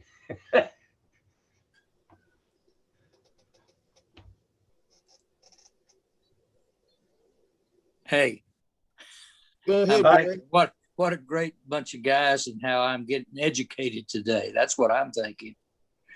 I enjoy listening to you guys. And Bob, I was at Georgetown in 1973 when you showed the Zapruder film. It blew me away. It blew me away. Wow, that is the first time I've heard that, because the only other person I remember from that night was Mark Lane. It was an afternoon, and thank you for reinforcing that. Boy, life is really curious. You have made my day. In fact, my year. Well, you go back, Bob, you go back to that meeting, and it was a who's who. It was amazing. I mean, Mark Lane was there. I pulled out the old program, Oh my God. And I looked on there, and I thought, man, here's. You got to give that David. We have the post. Okay. This is really let me just read you some of these names right quick. William Turner, George O'Toole, Robert Saltzman, Josiah Thompson, Cyril Weck, Sylvia Meyer, Roger Hanson, who was the attorney for Sirhan then, Herbert McDonald, Mark Lane, and it just goes on and on. Robert Kaiser, Donald Freed, Harold Weisberg, and Ted Chirac, Peter Noyes and Fred Cook, Richard Sprague, Richard Popkin, Fletcher Prouty, Robert K. Brown, Earl Golds, Victor Marchetti, and Peter Dale Scott. I was in high cotton, I tell you, when I was at that meeting, and I remember it well. Gary, I hate to do this to you in a public forum like this, but could I arrange to get contact information from you and maybe arrange to get a copy of that? I have the posters from that meeting that were hung up around Washington, but I lost the program. Would that be possible for you to scan, or sure, I would be happy to pay expenses and so forth? Or sure, why don't you just send your email to probably just send it to the Project JFK people. Okay, I'll send it off to David, and if you could, I shouldn't have asked you for an email address online, but David. Well, I wouldn't give it, and you wouldn't either, so that's okay. No, we'll get together, because I appreciated that so much, and I came over and introduced myself, but so did 100 other people, and that was quite a convention of good minds. How could you say? Gary, how could you sit through this whole thing and not mention that you went to a program Bob was at? You've got to realize I'm more of a listener than I am a talker. And, Okay. I'm fascinated by the Zapruder film conversation that you had, and Bard, thank you for that. You enlightened me just in that short period of time about the film, and I appreciate that. I've talked with Mark Ciccone. I hope he's still listening. What he's doing is important work. I go to that drawing and quite often when we're talking about witnesses. So it's these things are great, David. Keep it up. Well, I'll definitely, like I say, I definitely keep it going. I know sometimes Brian and Casey may scoot out a little early.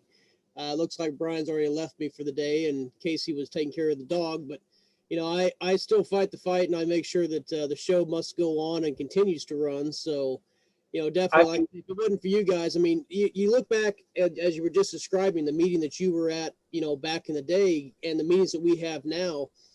So many people have passed on, but we still have a lot of people that have something to share, that need to be in a forum where we're at right now.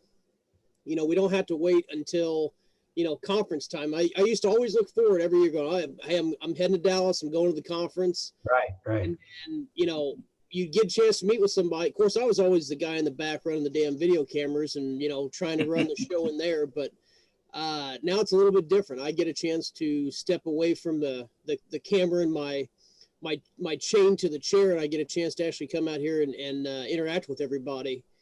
And shows like this that we do, and meetings, the online conferences. I mean, this is the way of the future. And I mean, not to say that we won't get back together in person when the time is right and when it's safe to do so.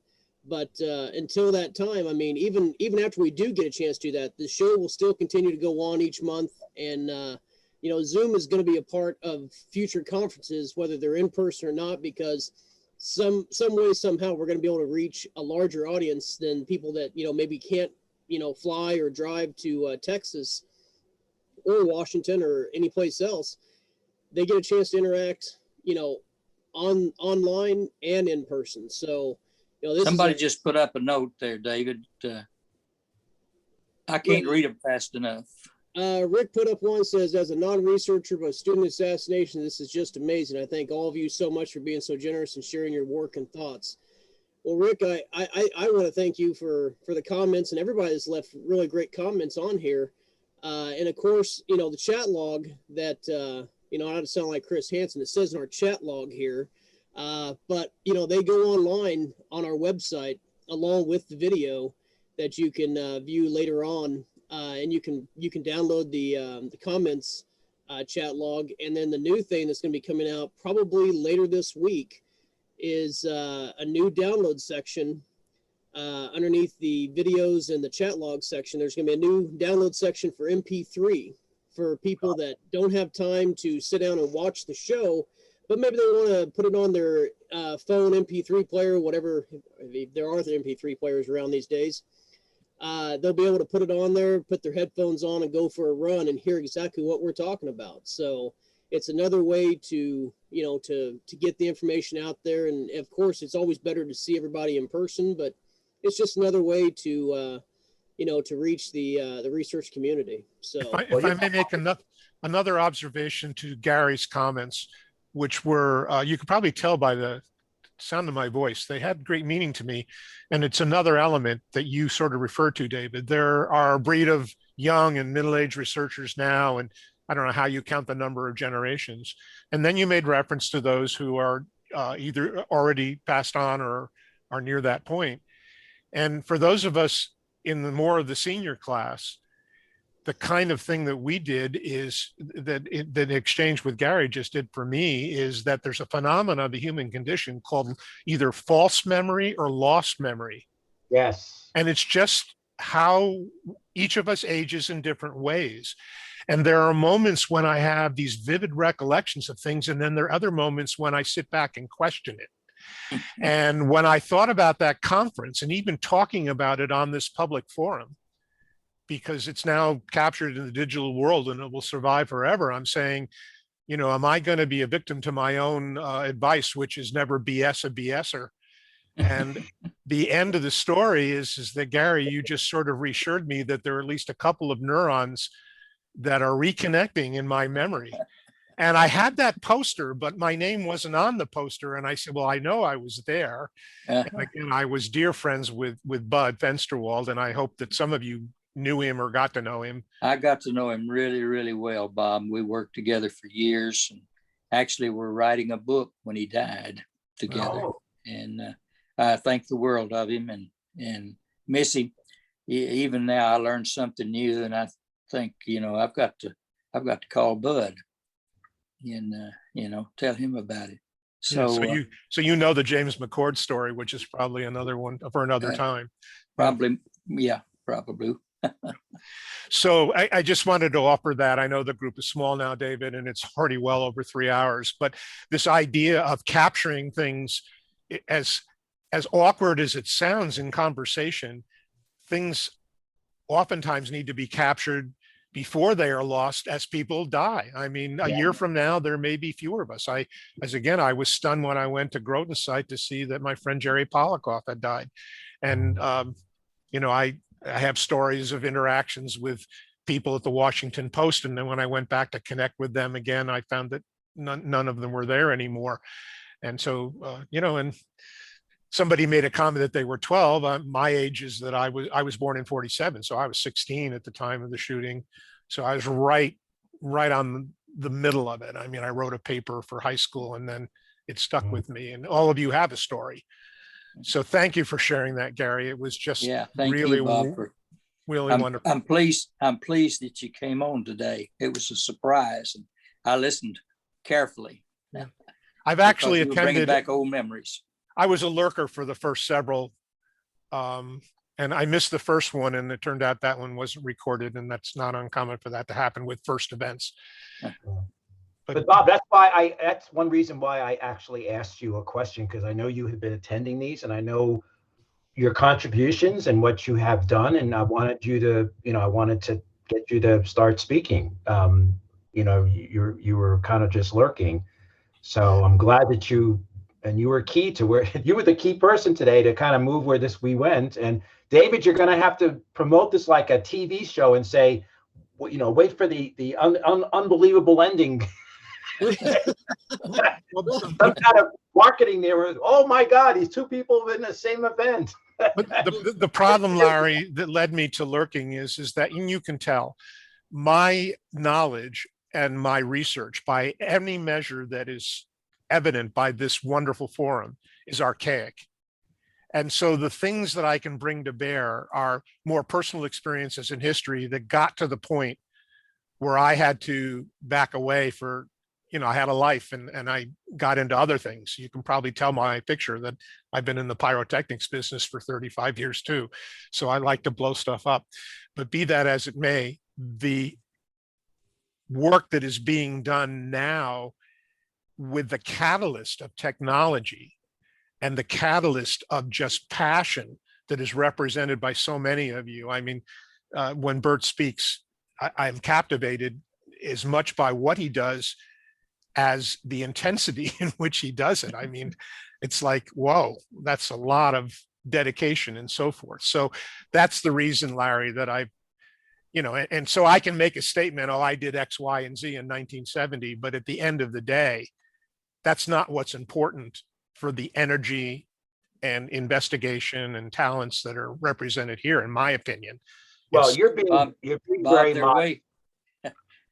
Bob, they've kind of run off and left us, you know, in the dust. But you and I can learn a whole lot by, you know, grabbing their coattails. I agree with you. The biggest problem that I had personally is, what do I do with my huge collection of materials? And I spent a year and a half starting with my own alma mater, which is local to me, and going to universities everywhere. And nobody wanted the stuff, not because they really didn't want it. They didn't have any place to put it. Right. And even digital captured content is hard for them to retain.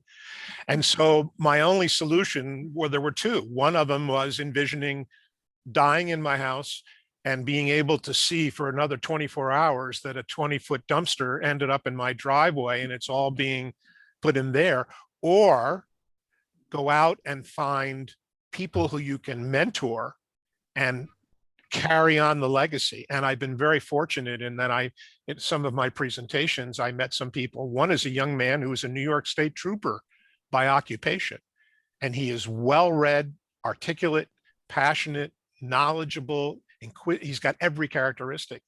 And I've already let him on that I have an ulterior motive, which is I want to pass this material on and let him weed through it.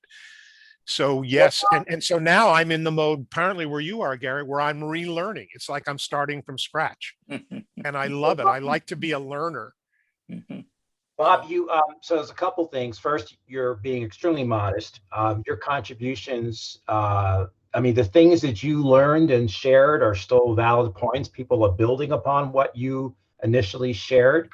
But the things that Bill Simpich and I have been talking about the last couple of years has been the need for, and what Bart is doing is a need to scan these, what I call these individual silos of papers, so that they can be available to new researchers to help in their research. And that's something David is working on. The Project JFK is, I would maybe suggest to perhaps a great vehicle or platform or repository for your materials is Project JFK, because as David said, it's got more hits now than Mary Farrell, right, David? Yeah, we're actually the top historical website in all of the World Wide Web. We get it used to be that like the Sixth Floor Museum was the top one. The Constitutional website was usually bouncing between 1 and 2, and we've surpassed them the last almost 9 months. Yeah. So and then the other thing I think you may have heard while you were lurking, Bob, was that the importance of a deed of gift and making sure that that your terms, that you have terms in there that are going to be followed. And the idea is that whoever takes on your materials, which are very valuable, I mean, you were there from the early days, make sure that they become available to other researchers, because that's how we're going to get the next generation to build on what you're a pioneer, and you're being very modest, you and Gary. So you inspired a lot of people, and so you're very elegant and you're very well spoken and you're very, very modest, but I don't want others to think anything less than your contributions were enormous. But I just hope that you would figure some platform for your stuff to be scanned and available, because I think you have a lot of valuable information.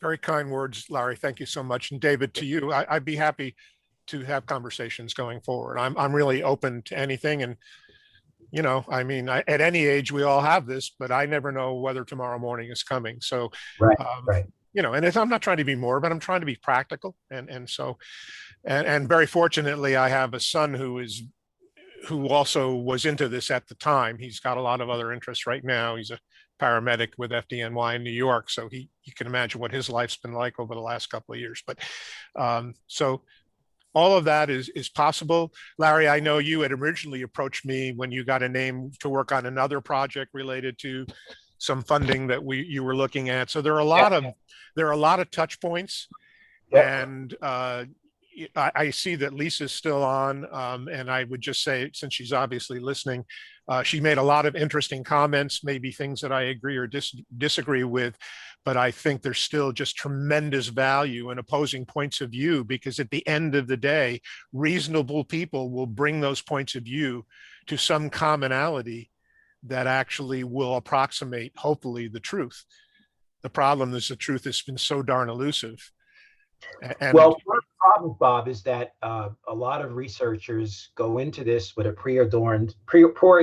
preordained viewpoint, and they're looking for evidence to support their belief or their position. And the key here is to just follow the evidence, and wherever it ends up, it ends up. But I think when people start trying to push the evidence in a certain direction and try to overinterpret what it is, or ignore some evidence and overweigh other evidence. That's where we get into these rabbit holes. So, but I would hope that you have told your son about your wishes, you know, for your materials, so that if God forbid one day you don't wake up, that there's somebody that's going to be able to. Because we all, the reason Bill and I keep bringing this up is because, you know, we've had a couple people die the last couple years, and it looks like there weren't plans put in place.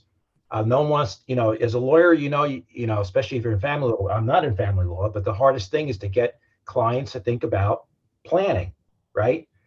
And I would encourage anybody that has files and that they're at a certain age, that they need to think about what do they want to do with these things and who should be the person to husband those materials. It's a really important concept, but you know. I'll speak with you, David, about it at some point going forward. I have some interesting things that very few people know about. They have historical interest, but no specific value. But one of the things that, and Gary might be interested in this, the reason that I actually initially got in contact with Bud Fensterwald, who had put a letter to the editor in Computers and Automation magazine that corresponded with Dick Sprague's article in May. And what Fensterwald was looking for was somebody who had computer database technology expertise and analytical expertise in photography. And I called him on a Tuesday after I read that article, and I was in his office from upstate New York on Thursday. And we funded, you know, it was modest funding, but I put together a program and actually developed a huge Kennedy Assassination research analytical database that was attempting to solve a fundamental problem, which is simple. Think about 1970. You got a researcher in LA and a researcher in the UK and a researcher in New York, and they're all spinning their wheels going down the same path, looking at the same piece of information redundantly. And not only is it extra work, but when they're done, they don't even have the ability to know that the corresponding researcher had a way to verify or dispute their results. Today, we don't even think about that because we have the capital I internet.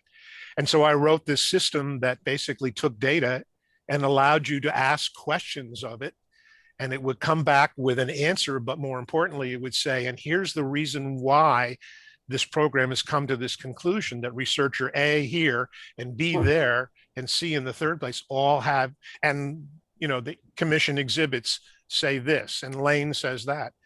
And it all worked great, but we just didn't have the money to pursue it. And I made this proposal to the US Senate.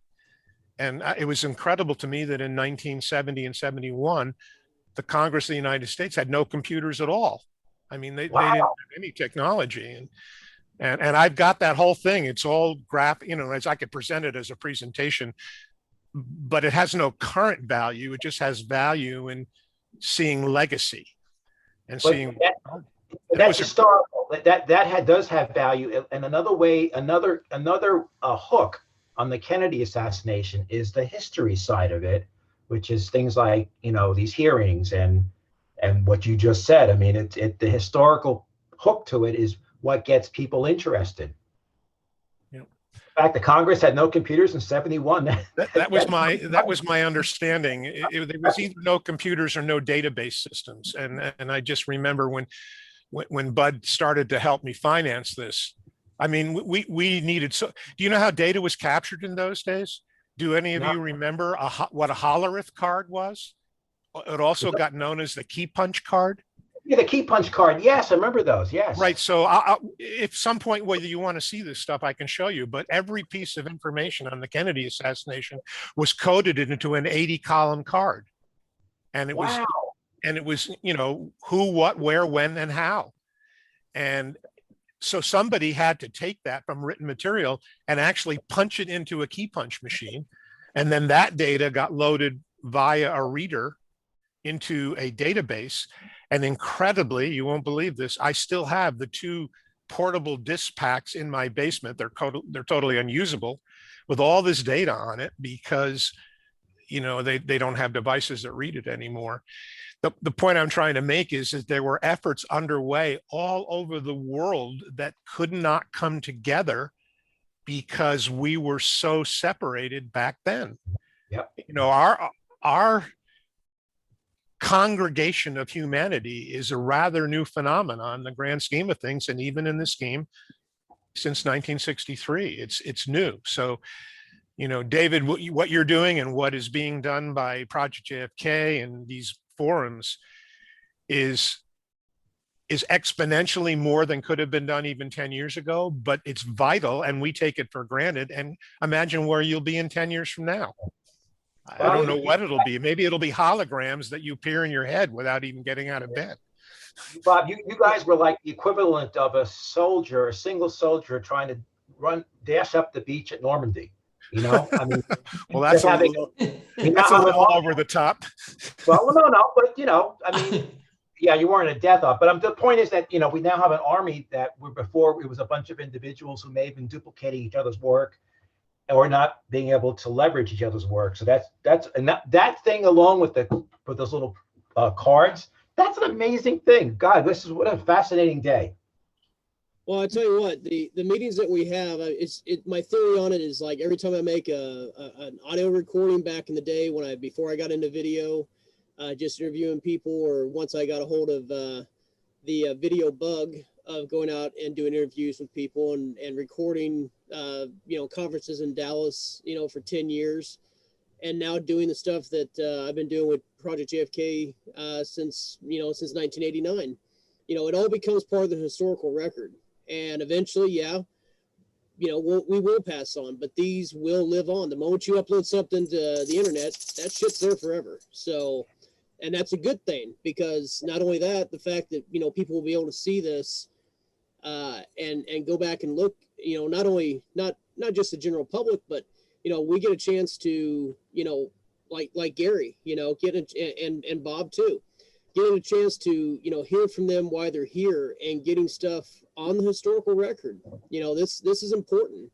I know every time that I've gone down to Gary's house and scanned photographs, slides, documents, you know, that's a treasure trove. Right.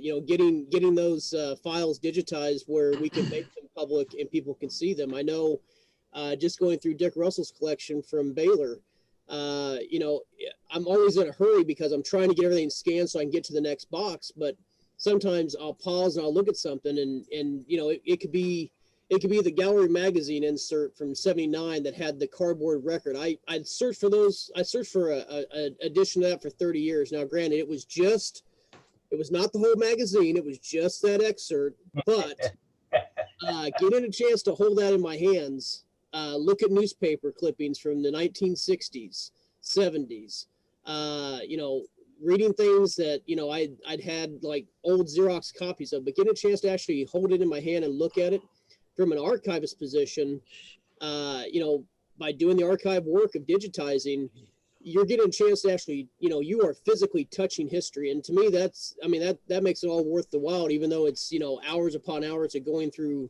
document boxes, scanning things. But I know eventually once we get this done and we make it available, you know, people are going to be able to get a chance to see what we've, you know, what was there in those boxes. And it may be, I mean, there's tons of information there on all kinds of different, you know, people, places, things. So David, I still have I have the centerfold from that episode, from that issue, in case you want to complete the issue. She went with me in a lot of places. Lord, get your mind out of the gutter, Schnapp. I have two centerfolds from two issues that were Kennedy assassination articles, and I just happened to like the women, and they went with I still have them. They're in a folder in one of my drawers. I just couldn't throw them away after all these years. Sorry, Jennifer and Lisa. You realize this is being recorded. Yes, I realized. Yeah, for historical purposes, that's true. Yes. Are any of you familiar with or have contact with Walt Brown? Do any of you know? Familiar with his writing and his publications. Yeah, I mean, he's right down in New Jersey, and I used to. In fact, I went to Cyril Weck's conference with him in Pittsburgh several years ago, and he's a fascinating person too to maybe engage in this. I should reach out to him, but And you know what about these programs, with these series, David, is usually the best conversations at a conference is in the hallway between sessions. Yeah. And then it interrupted because it's a new session, or you're at night at dinner, and then there's something going on. And what this is like being in the hallway for 3 hours. This is what's really good. This is the kind of conversations that, you know, we have snippets of, but this is just a great. I'm so glad you do this. I look forward to every one of them, and you never know where these are going to go. Oh, look at that. I'm sorry, David, you left share open to everybody. So I don't. I didn't ask for permission. No, go ahead. But no, I'm not going to show you. I just wanted to show. This is the document that the title page of the document. So it just was something. Wow. Can you scroll a little bit to see what it looks like inside? Well, I would do that with David's permission at a future time. Okay. You know, I don't want to take, you know, there's just a couple of you left, but it's, you know, what is it dated? 73. So here's the table of contents. Wow. Bob. And this was just the data analysis. Why we also did the photographic analysis, which is what I was initially driven to by Sprague's initial work. I mean, I don't know if you know, I mean, Dick Sprague and I had a common background in information technology.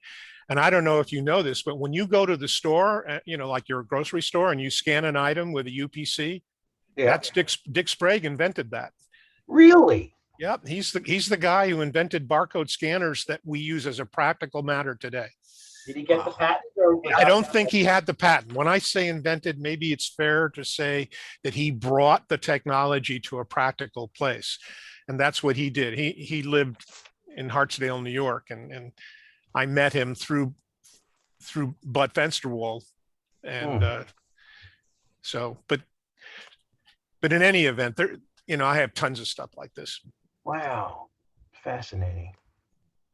Well, maybe Bob, we can do a monthly. We'll do one of our monthly deals, and I'll focus strictly on you, and I'd love to hear, you know, some of the stories that you've got, and also see some of your stuff that you can put up on the screen. That would be great. I think we'd all enjoy that. Okay, well, we can talk about that. It wasn't my intention to come in and, you know, lurk for 5 meetings and then all of a sudden jump in and dominate and whatever.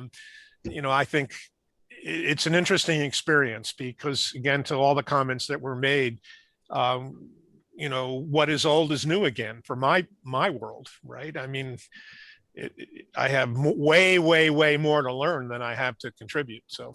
Oh, no. You have a lot to contribute, and I fully encourage you to take up David's. I mean, you just, besides, you have to download it, you know. So anybody want to try and play with my Carcano? I've had one for years, and I can't get any credible person in the firearms business with knowledge of ballistics to fire the damn thing. They say it's too dangerous a weapon to fire. In a minute, right, David? What's that? Brian would do that in a minute. Oh, how Brian would, I would too, no problem. Right. Yeah. I shimmed the firing. I shimmed the firing pin because I didn't even want to take the risk of it, you know, doing my Carcano, David, is a little bit different in serial. It's got the parallel bolt instead of the angled bolt handle. Right. But other than that, it's identical. And but I didn't. We had the mock trial, and Brian brought his rifle in, and we had to do all kinds of security measures for him first to get it on the plane. Could you imagine me trying to bring that Carcano into a high school? Oh God! And I couldn't. No, Bart, your look is priceless. I should capture that. I wasn't able to, but I was able to bring it into a college setting. I went to the state law in New York, and there were methods by which you could bring historical items in. And I happened to be friendly with it was a former police officer who was the head of security there. And I went through all the paperwork and I brought it in. And boy, all you have to do is go up to somebody, particularly someone with no ballistics or hunting, or I'm not a firearms person by nature, but all you have to do is put that in their hands for 15 seconds and they just look at you and go, I may not have believed everything you said up to now, but as soon as I had the rifle in their hand, their mind did not process it in a way that said, this is credible. Yeah. This being the young man of not great stature doing what he did from that building. So I always found that as a very powerful prop. It's not great evidence, but it's emotionally, at least, it had an impact on my audience. I also have a Zapruder camera.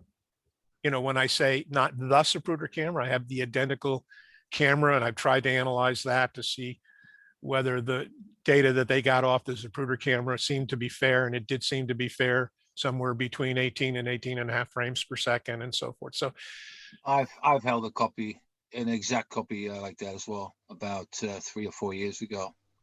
Mark de Valk had one, and he did a lecture on it. It's very compact, actually. yeah, it is. It's a remarkable camera. Yeah. I have a bunch of, you know, the ammunition and things of that nature, but, you know, again, I don't have the expertise, and it would simply not be safe for me to do any testing.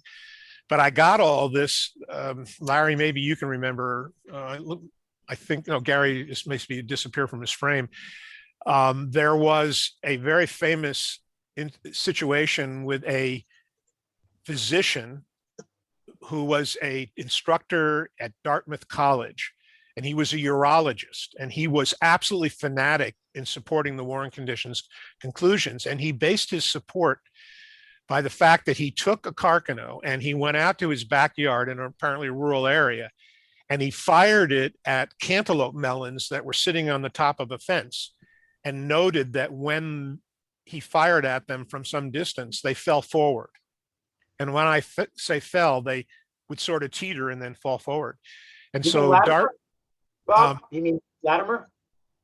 Mm-hmm. Latimer, John K. Latimer. Thank you. Yes. Yeah, but if I can just interrupt slightly, first of all, there's a very excellent section in Tink's new book about that, which goes into tremendous detail. And the guy who was doing the backyard, well, not backyard, but the tests was Alvarez. That too. Paul Hoke was there, and he turned over some notes to Tink Thompson. And in Tink Thompson's new book, there's an absolutely fascinating section on that. But John Latimer wrote articles, Bob, you're right. You know, he was like the first doctor to give credibility, independent quote unquote doctor to give credibility to the Warren Commission findings. He wrote a lot of stuff. I remember him speaking in New York City like in '67. Well, in their infinite wisdom, the undergraduate speakers group invited me up to Dartmouth to give my presentation, and didn't warn me that actually I would be debating Dr. Latimer. So here is I'm this 20-something whatever loudmouth. You can tell probably by just listening to my obnoxious voice on this Zoom meeting. And there I am going head to head with Latimer. And of course, he kept always waving his credentials as a physician. He was a urologist. Urologist. That was the thing that always amazed me. And I knew nothing about guns. Yeah. Hey, Bob, you'd appreciate this. You remember Penn Jones? Absolutely. I love Penn Jones, and I spent time with him. He said about Latimer, he's only a piss doctor.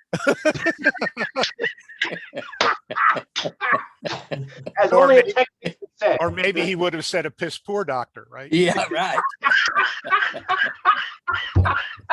That's very funny. But that, I don't remember the outcome of it, but I will tell you that, you know, I was fearless in those years, not from bravery. That's the thing I learned in my older age. I was fearless out of ignorance. And I don't know which one is more lethal, but I mean, I did some crazy stuff. I mean, I went down to Dallas, and I went to the Florida Keys, and I went to some places around Lake Pontchartrain in Louisiana I had no business being. And at the end of the day, I look back on it and I don't remember feeling a sense of anxiety. So I don't recall the intensity of that confrontation with Dr. Latimer, but I do remember the students leaving there not giving him the benefit of the doubt because he was an esteemed professor of whatever he was at Dartmouth. And I was born at Dartmouth College. That's sort of funny. That was the There it irony of it is. all. Yeah, I Bob, was. you see the I book? have that book. Yeah, I have that Oh, book. okay. Yep. Bob, one time I was invited to speak at the Petroleum Club in Dallas. And I did my full slide presentation, JFK film, the whole ball of wax. And, you know, I didn't get into maybe one or two little arguments with the people, but they had to get back to work, fortunately. So I got out unscathed. Did you talk about the oil depletion tax as the reason for? I might have mentioned it. I certainly talked about that. Amongst others. Yeah, it was the oil depletion allowance that was up That's correct. for grabs. Yeah, that would have cost big oil. I mean, numbers that were probably never reprinted that big before, that tax allowance. Well, isn't it amazing that they even invited me? Yes. To come up there. I figured they were out for more information than anything else, just see what we were telling people. Yeah. Well, again, I don't know what, I mean, Mike Arkano sits here and I use it as a prop, but you know, I was concerned. I mean, I gave it to a very reputable, he's a friend of mine who's a gunsmith, and he said he was certain that if you fired it a half a dozen times, that it would take the bolt shear pin right off and you'd probably be killed by the bolt flying out of the back of the rifle. And we didn't have the wherewithal or the money to build, you know, a frame or a jig or whatever you want to call it, you know, to fire it remotely. Again, people with way more experience than me. But at the end of the day, I don't think I was going to learn anything more than I already had gleaned from the experts who had done work on this. Hey, Bob, do you know whatever happened to all of the rounds that either the FBI or the experts fired from the the alleged assassination rifle? Do you know if they threw them out or whether they kept them and at their NARA? I do not know. I mean, I seen all the pictures of, you know, that are in the commission exhibits of the various rounds and the deformation and you know how they were structurally deformed by various things. But as far as that, I just assumed all that stuff was kept in the archives, just like 399 and yeah. Because I was working with Cliff Spiegelman on getting a 3D project done to, you know, scan those things, 3D technology, and really see if they link back to the rifle. And they must have fired 50 rounds, you know, at the proving grounds, just to see first for the accuracy of the rifle, then second for the timing. Yeah. So I was going to do a FOIA. I just was curious if you knew, you know, if that was ever mentioned in those days. But you know, the one thing that I did try was actuating the bolt in time, but I couldn't duplicate it because I was not comfortable with putting actual rounds in the clip. I have a couple of clips and I have a pile of rounds, but I didn't even want to run the risk, because in order for you to advance it and retract the bolt and everything, you have to fire it. So to eject the shell casing. So Bob, you never tested to see whether if the last round is taken from the clip, that the clip would fall out of the rifle or not? No. No, okay. I read, you know, I've certainly read Tink's stuff about it, and I don't remember who made the comment on who's left on the group, but somebody said, I think it was Gary, said, take a look at Tink's new book about the Latimer thing. And it was you, I'm sorry, Mr. McCarthy. I should, but I don't know your first name. What is your first name? Gary. Gary was the one that mentioned it. This is Larry. No, but I was looking. You're muted, sir. I'm sorry. It says PM McCarthy or P McCarthy. Patrick. Yes. Thank you. I apologize. I mean, I guess I should know more names. Nobody else knows me either. But in any event, the Thompson book I bought the week that, I bought it 6 months before it was published, and then I got it from Amazon the week that it came out, and it's sitting on the top of my pile. I haven't opened it yet. So, well, look at everything about Alvarez. I know the name is ringing a bell with me, but I do Well, not. he won a Nobel Prize, Oh, but it yeah. certainly wasn't for his work on the JFK case. No, he was the one also that discovered the dinosaurs were killed by a meteor. Yeah. That's what he's, known for. So I guess Boy, you just connected some synapses, Patrick, that I hadn't thought I had anymore. That I just starting to formulate that. Alvarez. But he also played a key role in the boosting of the anti-acoustic evidence, which now both Baranek and Newman, well, at least is it Baranek? That firm, the star of that firm, he now stands behind his conclusions from 1978, 79. He still stands behind them. And also the stuff about Alvarez and the alleged nuclear test by Israel south of South Africa, that stuff is really interesting. Well, my two favorite people in the world are definite. One of them is Posner, and the other is John McAdam. So, well, McAdam, he passed, right? Bob? I did not know that. Oh my goodness! Yeah, he passed about a month ago or so. He helped me immeasurably in helping me. I mean, I read what he wrote and I saw his points of view, and I tried to use them to refine some thinking. I don't know that he changed my mind in the areas of his passion, but anyway. I hope not. No. Well, he was plagued by false patriotism, but he was a smart man. Definitely so. And his lawsuit against the university was as fascinating as the work that he did. So yes. So, well, David, by this nature, the fact that it's now 4 hours, you've done good things here. I'm telling you. I wanted to ask you. I'd sent you email. Were you planning to possibly make the content of your recent virtual symposium available digitally for those of us who couldn't attend? Yeah, I am. As a matter of fact, that's what I'm working on in between scanning documents of the Russell collection. And they will be available to purchase on flash drive, USB flash drive. You'll get the entire conference. I kind of stepped away from making DVDs just because it's easier to make a flash drive. And not just that, but if you're overseas, you can plug a flash drive into a computer. They're not, coded per region. So it's just easier to make it on that, but I will make those available just as quick as I can get the videos finished. I'm just trying to multitask by doing this, documents and videos, and single dad too. So trying to get it all done, but I'm balancing it pretty decent, I think.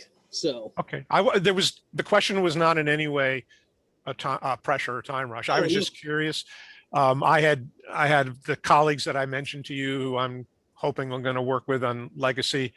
I decided that I would attend the JFK Lancer conference in November. I'm not a traveler, so I typically don't go to conferences unless I can drive. And so I did get that, and those were particularly fascinating. There were a couple of presenters there who had some fascinating points of view that I wanted to make available. So I thought if we could maybe, among a couple of us here, if it's not breaking your copyright, maybe share the expense of getting one copy that I watch in my living room with a bunch of people. Oh, I don't have a problem with that. That'd be fine. Okay. Well, yeah, and not only that, but just to mention, I know in November last year we did ours. I think a week before, or 2 weeks. Yeah, it was a week before Lancer and Baker did their conference in Kappa.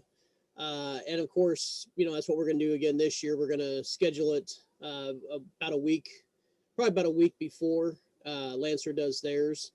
And that way I kind of like going first. And then also it gives me an opportunity to not, share the virtual stage with anybody else, so we can concentrate on, our speakers and our audience. So yeah, like I say, we'll probably do that again this November, about a week before the festivities in Dallas takes place. Right. Yeah, I know both you and Casey did presentations for Lancer. I have to admit that the person who caught my interest was Larry Hancock. He has very fascinating points of view, particularly on the emphasis on the Cuba connection. Yeah. And so to me, no disrespect to either of you, his presentations were sort of worth the price of admission for me.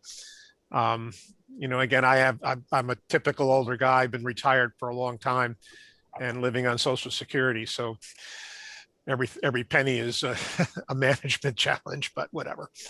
So I said to Larry last year when I was proofreading some of his work, I said, if anyone, this book and the recent book he's come out with, and the one someone would have talked, if there's anything that points to the shooters and the whole paramilitary element of it all and so forth, I said, it's you with your work pointing to these specific Cubans as such.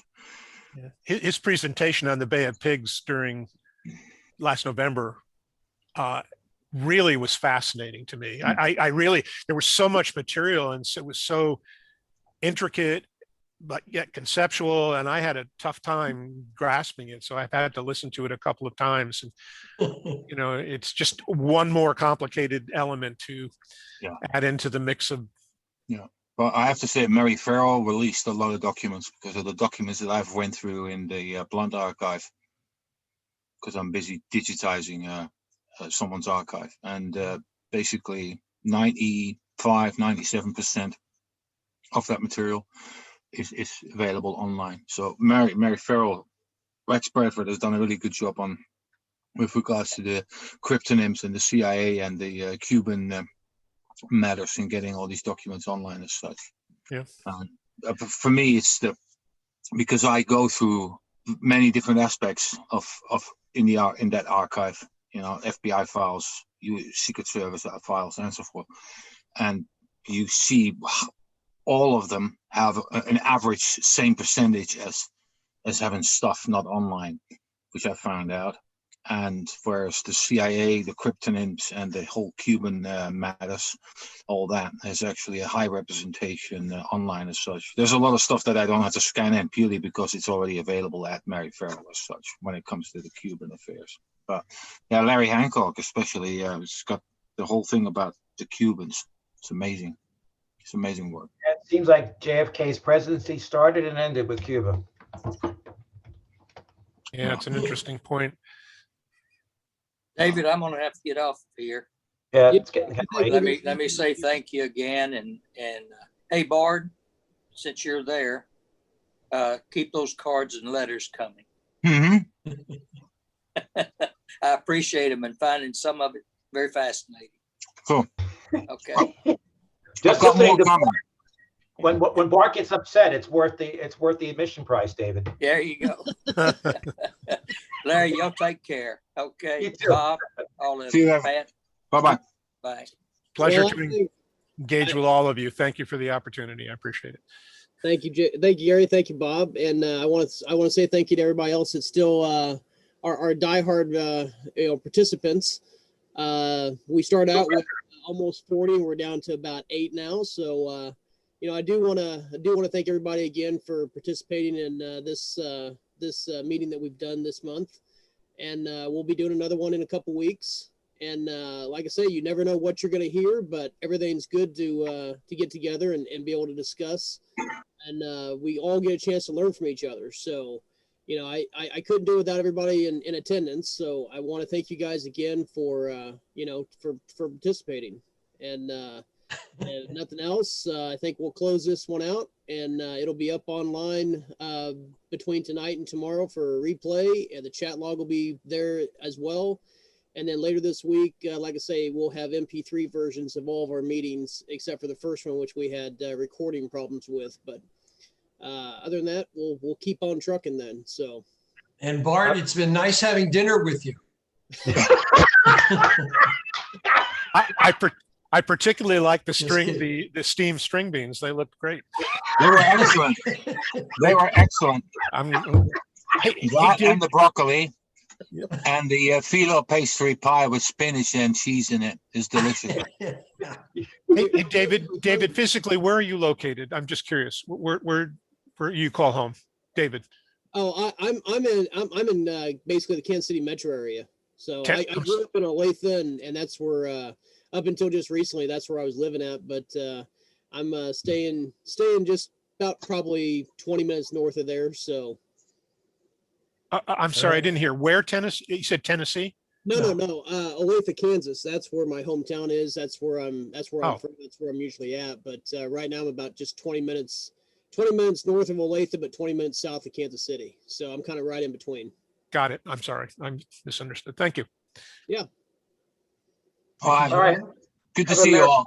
All right. Yeah, have a good Memorial Day weekend. I'm not sure what you guys celebrate in the UK, but whatever it is, enjoy that, Bart. I'm celebrating my birthday on Monday, so. Oh, really? Happy Oh, birthday. you staying Thank you. Jack Benny's age at 39? Have And fun. don't ask who Jack Benny is, or I'll You could have led with that part. right.